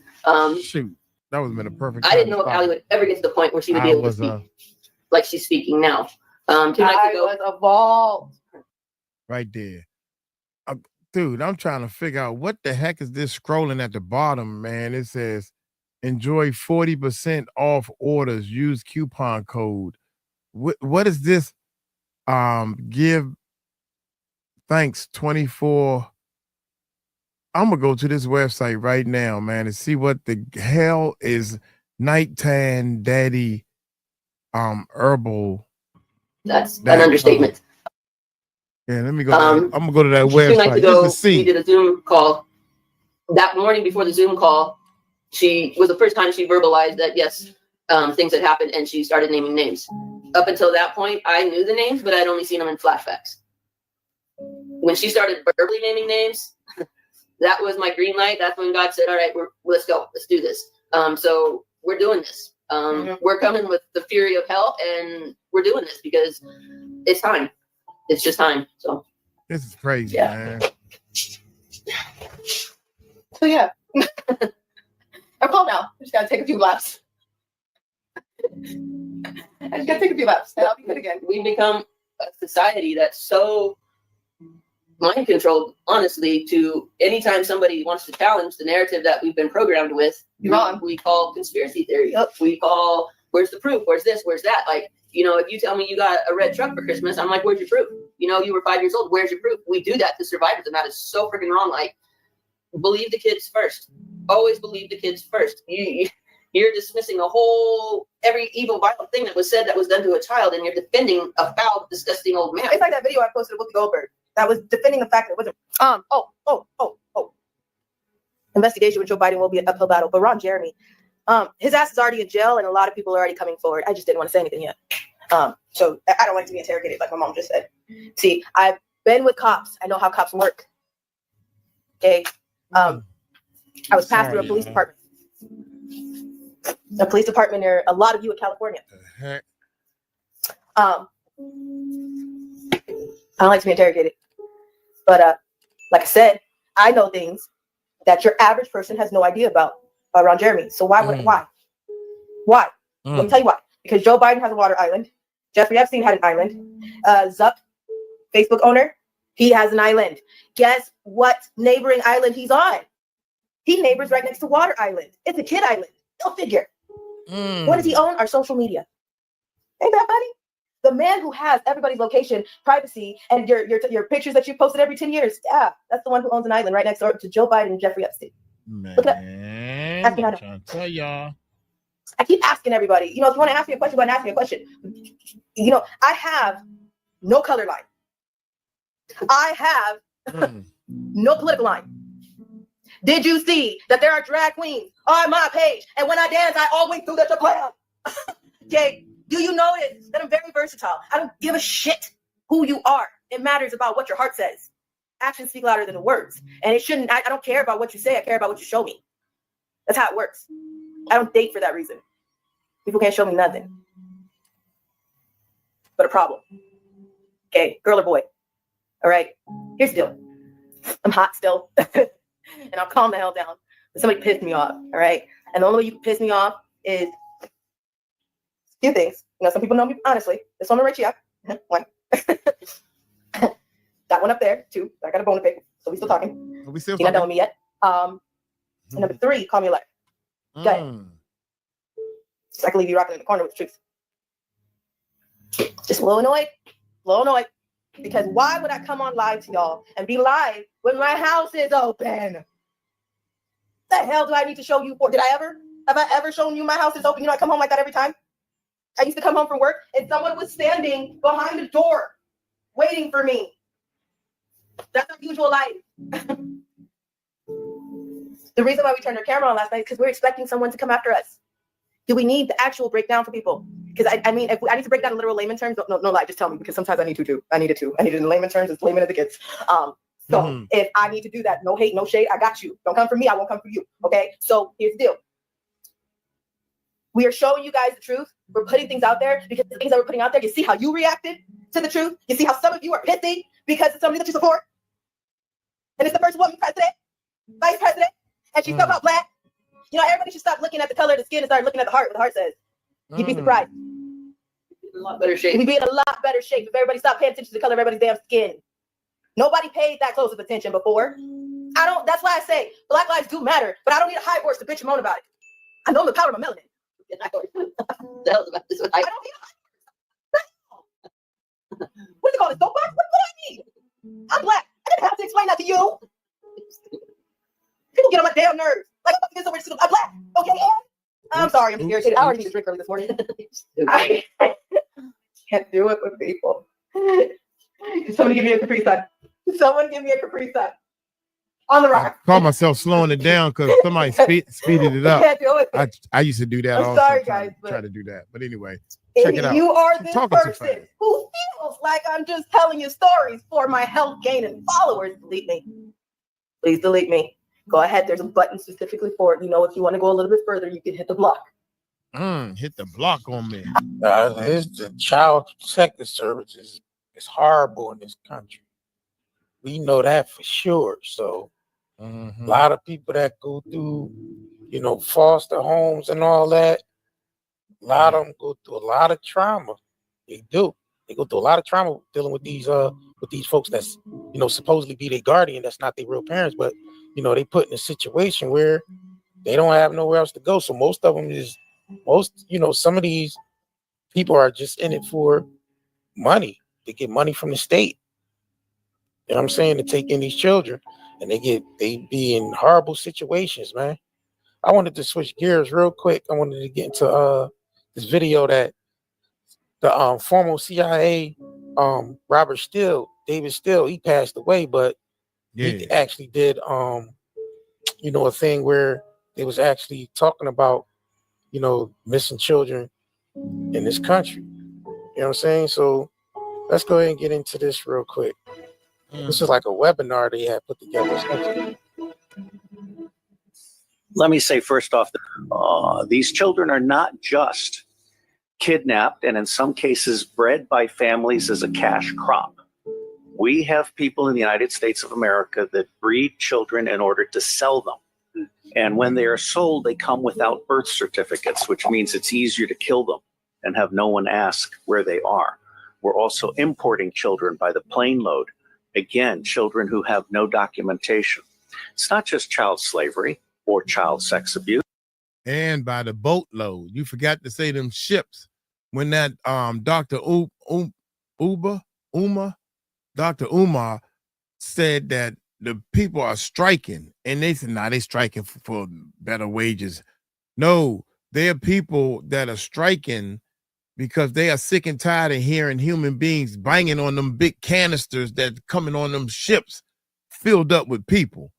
And they banging on them. And I keep hearing there's people in there and nothing's being said. Y'all, this is getting terrible, man. This is getting terrible, man. He said it. This is the fifth time I done heard somebody say that there are people giving birth just to give the baby away so they can feed their kid, the rest of their family. Why you think they giving what? Think about it, man. Why you think they having these kids just to give them away? Because they like giving away kids? They trying to survive. They trying to feed themselves. Oh my God, man. This is States crazy. of America that breed children in order to sell them. And when they are sold, they come without birth certificates, which means it's easier to kill them and have no one ask where they are. We're also importing children by the plane load. Again, children who have no documentation. Because they It's were not sold just child from their slavery country. or child sex abuse. It's also child torture because you have adrenalized blood. You have the whole blood drinking ceremony of the satanic. Switch back over. I know before you'd rather do it for me. Basically, this is basically worldwide. If you think slavery is over with, you the problem. That's basically what they saying, man. If you fucking think slavery is goddamn over with, if you really think that slavery was over with, keep thinking that. These kids they being born in slavery. They can't do what they want to do. They can't go get a good education and get a good job. They are slave to do what they. If you seriously think slavery is over with in today's world, that's what the problem is right there. Okay, go ahead and just go push that button. You won't be missed. I don't miss anything. I've never had it. If you notice, I am still not able to tell you where my sister's bodies and brother's bodies, people that I've met, are buried. So if I'm still kicking because I can't find them, then trust me, I'll be kicking when you leave. Someone said, how can these people be prosecuted? Biden, Clinton, Obama. Do you notice that every person that was on Jeffrey Epstein's case magically, I don't know about you, but anybody that I meet, okay, that happens to me. I don't know about you, but I don't know about you, but all of your friends, when y'all find out something, they all get excited. Yeah, No, right? So everybody on Jeffrey Epstein's case, including the judge, including the judge's kid, was killed. No one asking any questions. Okay, so let me tell you again. There are cameras everywhere trying to tell you that these mail-in ballots are okay. Nobody had the camera on Jeffrey Epstein's cell. Nobody has any video proof of the man who had lockdown facility around the clock, 24/7, eye security. No one has that video. But we're gonna talk about the mail-in ballots not being fake. Well, and there's the thing, the deep state, the cult, whatever you want to call them, they have been so used to doing the same patterns and the same They get away with it. And nobody's noticed until now. Mm-hmm. And now they're still doing their same behavior. But everybody's like, but people are awake now. People are like, hey, wait a minute. Like, it's kind of weird. Hillary Clinton has 56 close friends that committed suicide. Come on. But we've not, it just kind of goes over our head. It's almost like we've really been blinded. And now we're like seeing for the first time, but they do the same types of patterns. So with the camera mistakenly being broken, and those are the same patterns that they've done for decades, and it's worked for decades, but it's not working any longer. So yeah, if we were to try to go against them, it'd be a high, never-ending uphill battle. You're right, but some of them, not so much because they already got them. There are people in place that are speaking against them, and I think Jesse's one, from what I've heard in a few of her videos. There are others that are in protective custody that are turning evidence against them. Mm-hmm.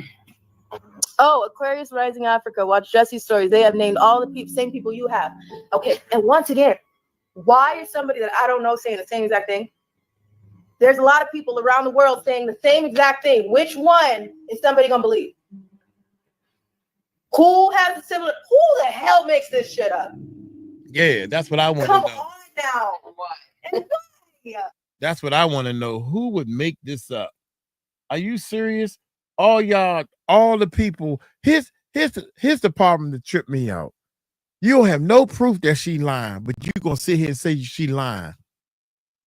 Y'all done seen these movies. Where you think they getting this stuff from? That man said they got airplanes full of people. Diddy is in jail because he what you call it, essing people or I'm trying not to say the words, across state lines with his jet. That's why they got jets and stuff. The people said that they don't even check. These are big celebrities. They ain't gonna check them. How dare you? Oh, that's Puffy. Or this man, this person is big and powerful and got money. So I don't want to lose my job. I want to go home if he, and they prey on that. They prey on all this stuff. They think I'm crazy at work because I don't give a daggone how big you are. What's up, cuz? How you doing? You feeling? How's it got the kids, man? I treat everybody the same way. God dang it, I wish, man, don't you tell me that I got somebody living in the same neighborhood doing this stuff. Don't tell me that. A lot of people were talking about that school in Africa that Oprah built. Where's those children at? I can't. Please share this video and any other video that is on my page, on my Instagram, all of the things that I talked about on trafficking. I took one video down because I got a lot of, my stomach was like, oh, and it wouldn't stop. So I took one down, but it's on this page. So it's on my mom's page, so it's still up. But there's some videos that I have, and they're in a series. So if you go to my IGTV, they're all linked together in a series. But man, make sure y'all smash that like button, man. I'm gonna go ahead and get up out of here on this one. We will be back with some more Ali Carter, man, because she's she revealed a lot, man. Throughout the years, she's actually revealed a lot. So we're gonna kind of get into some of these things she's been talking about and breaking down. You know what I'm saying? But in the meantime, between time, man, make sure y'all like this video and subscribe to this channel. This is 90 Day Talk Media. Do you have neurological pain, chest pain, heart palpitations, headaches, brain fog, anxiety, insomnia, fatigue, and abdominal discomfort?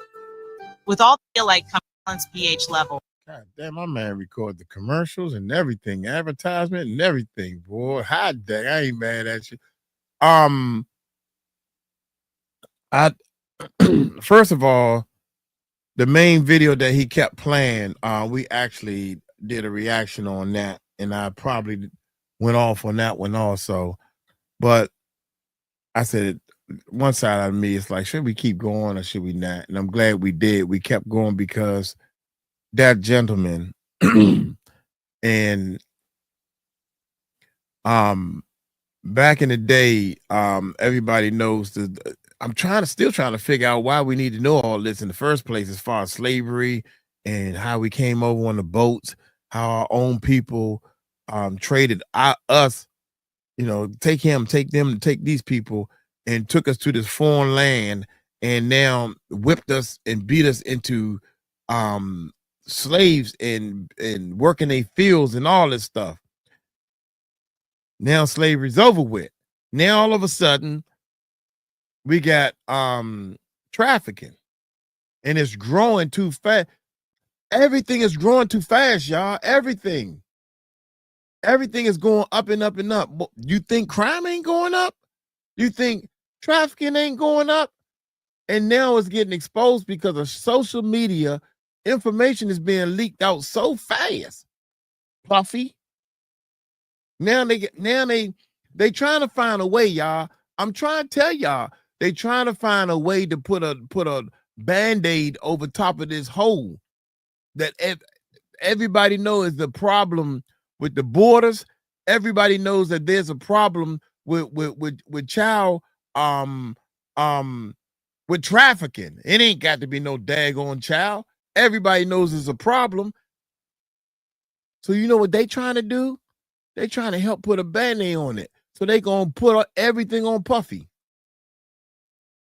Y'all better wake up, man.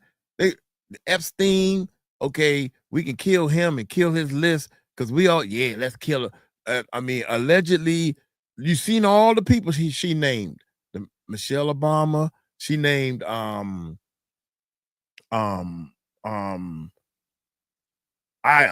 know the name she said. She said a lot of names. Y'all know them. I ain't got to repeat them. Allegedly. So all these names she named, these people all covered. What? Let's say, and I'm looking at it like she 100% right. She's not lying. She been through it. She said the daggone president, ex-president wives and all this stuff. So you think she lying? Okay, let's say you believe her. I believe her, because a lot of people believe her. I believe her. I believe her. Now, what do we need to do? What the problem is these people are so powerful, you can't even fan them. Nah, not the president of the United. They have said over and over again that the United States is the biggest problem, and there was another country they named is the hub of the biggest problem of trafficking. We gotta do something, man. That's all I'm saying is we gotta do something. Aren't y'all ready to do something? Put in the comments, man, if y'all are ready to do something. When I say something, I mean anything. Do anything, man, to make something change. So we can say, yeah, we did it. They done found a house in New Jersey. They found a house somewhere else. And you know, and they doing way too much celebration. Look here, man. I'm gonna get on up out of here. Let me talk to my live stream, man. Maybe we can come up with something. Y'all take it light, take it slow. Tell them Uncle Mike told you so. Peace out, man. Peace out.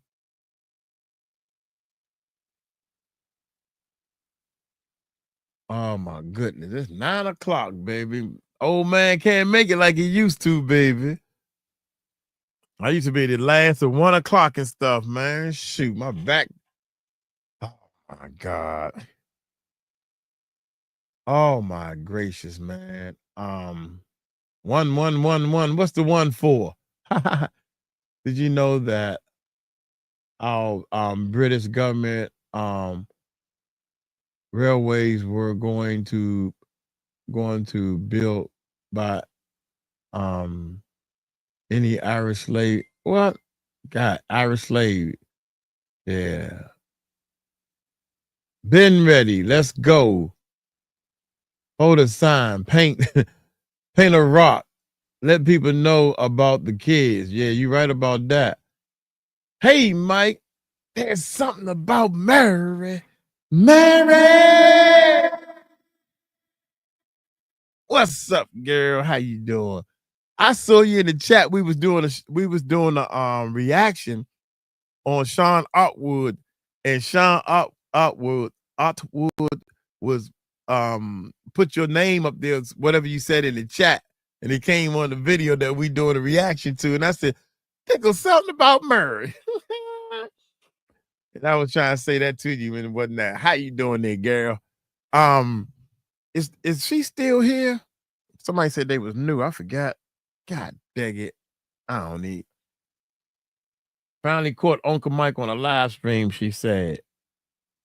Then you got Teresa. Teresa.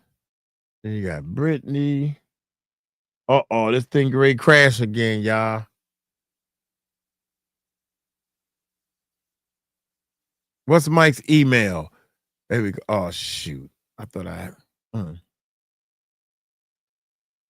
Let me see. Did they give it to you?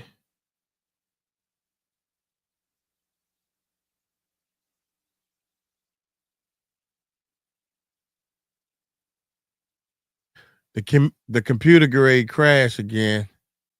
Atwood. Yeah, Don South. What's up, Don? Got the Don.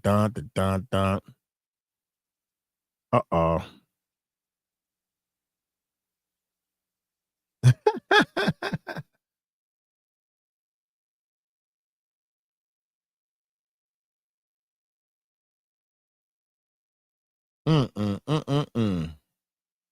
Yeah. Muff 40. Yeah, 20. Yep, that means it's time to go to bed because there's a force quit jumps up. When I see that jump up, that means the computer grade crash again, y'all. And it's my bedtime. It's my bed. Where my dogs at? Where my Muff, what you doing, girl? Flo Wolf.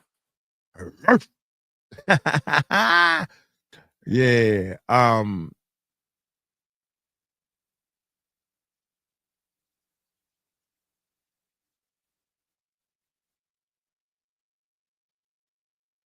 Puffy the post boy. What's this stopwatch blue hand timer? Stopwatch blue hand timer. Yeah. Love y'all. It's bedtime, man, ain't it? Let's go, Jessica. Yeah. Thank y'all so much, man. It's gonna crash. I'm gonna restart the computer anyway and do a save. How many reactions we do? We got 1, 2, 3, 4, 5, 6, 7, I guess 8, 9, 10, 11. God dang. So here gonna look at this thing and be like, what the world? Yep, and it's saving. So yeah, thank y'all so much, man. I think Sunday, man, Sunday after church or something, or Sunday. Stacy, what up, girl? I just got here and everyone's going to bed.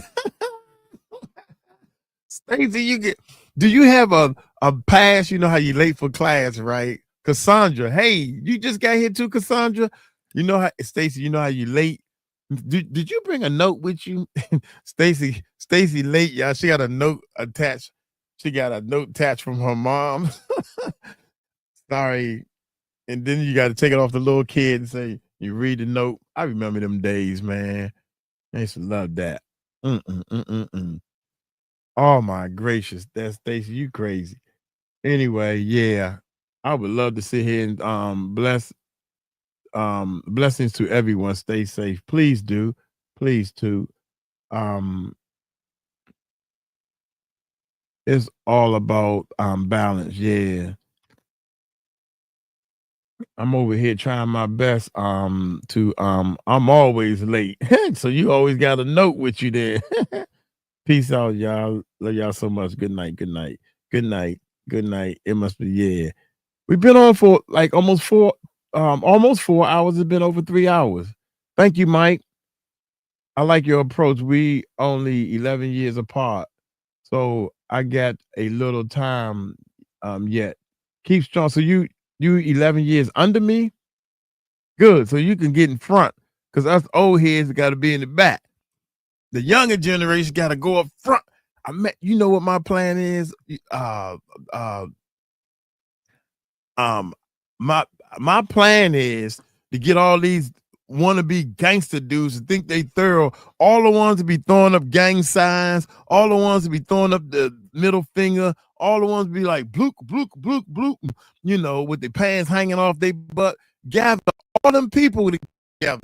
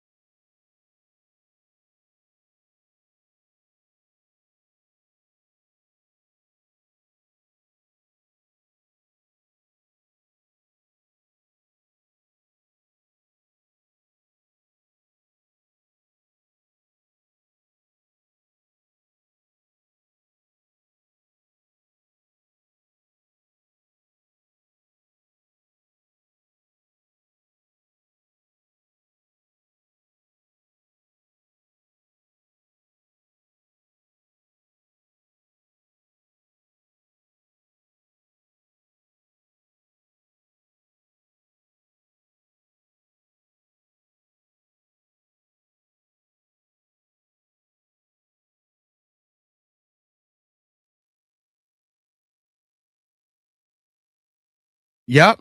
And that's all we got to do. What y'all think? I do that every time. I do that every time. I do that every time. Every time the computer comes back, I act like I just finished my point. That was on that was on Forrest Gump. Y'all remember on Forrest Gump, Queenie? What the? Yeah. You remember on Forrest Gump when he was great, they said, fucking Vietnam. They was on Vietnam, so Forrest Gump went up there to make a speech, and the guy pulled all the plugs out, and everybody was like, I can't hear you. We can't hear you. He just a talking. And they finally, somebody plugged everything back up, right? And then he said, and that's about all I have to say. They was like, what? We ain't heard nothing you said. Yeah. But what I was saying, what I was, yes, I remember the Forrest Gump. That was funny as all though. And I said, damn, ain't nobody, and his dumb tail don't even realize he talked. You couldn't hear that the PA wasn't on, dummy. You couldn't hear. So every time the computer reboots, I act like I just finished exactly what I was saying. And what y'all think about that? And you'd be like, the computer was off, fool. But anyway, I think this is what I think we need to do. We need to change some serious freaking rules, and we need to like a military or something. We talking about a street military. Yeah, a street military where if you got guns and you throwing up gang signs and you get like what's the boy that just got out of jail? Young Thug. And then the other little boy that just Lil Uzi and the Eazies and the Lil Waynes and the Big Waynes and all them, gather them all up. I would gather all of them up and say, this house right here, we already know. They know where they at. They already know. All you got to do is go to the government and say, what houses? Just point them, just give us a little bit of information. We go in that mug like we just want to rob the house or something. Don't take nothing but kids. Don't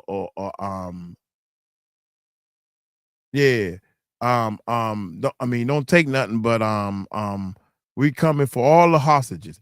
I bet you one thing, that guy that had them 3 girls in his house for 10 years, shoot, people think twice for doing that. Somebody come raid your house. What the hell? They say, you got kids in here? No, but I'm glad you came. That's what need to happen. Look here, man. I'm gonna get on up out of here, man. Thank y'all so much, man. We've been live for goddamn almost 4 hours. I'm hoping that the first of the year things turn around, man. Y'all keep sharing the videos, keep watching, leave comments. Please leave comments and stuff, man. We're on a mission, y'all. We're on a mission, and I don't know what happened, but our numbers dropped. Maybe I'm talking too much, so I stopped talking. I'm doing my part.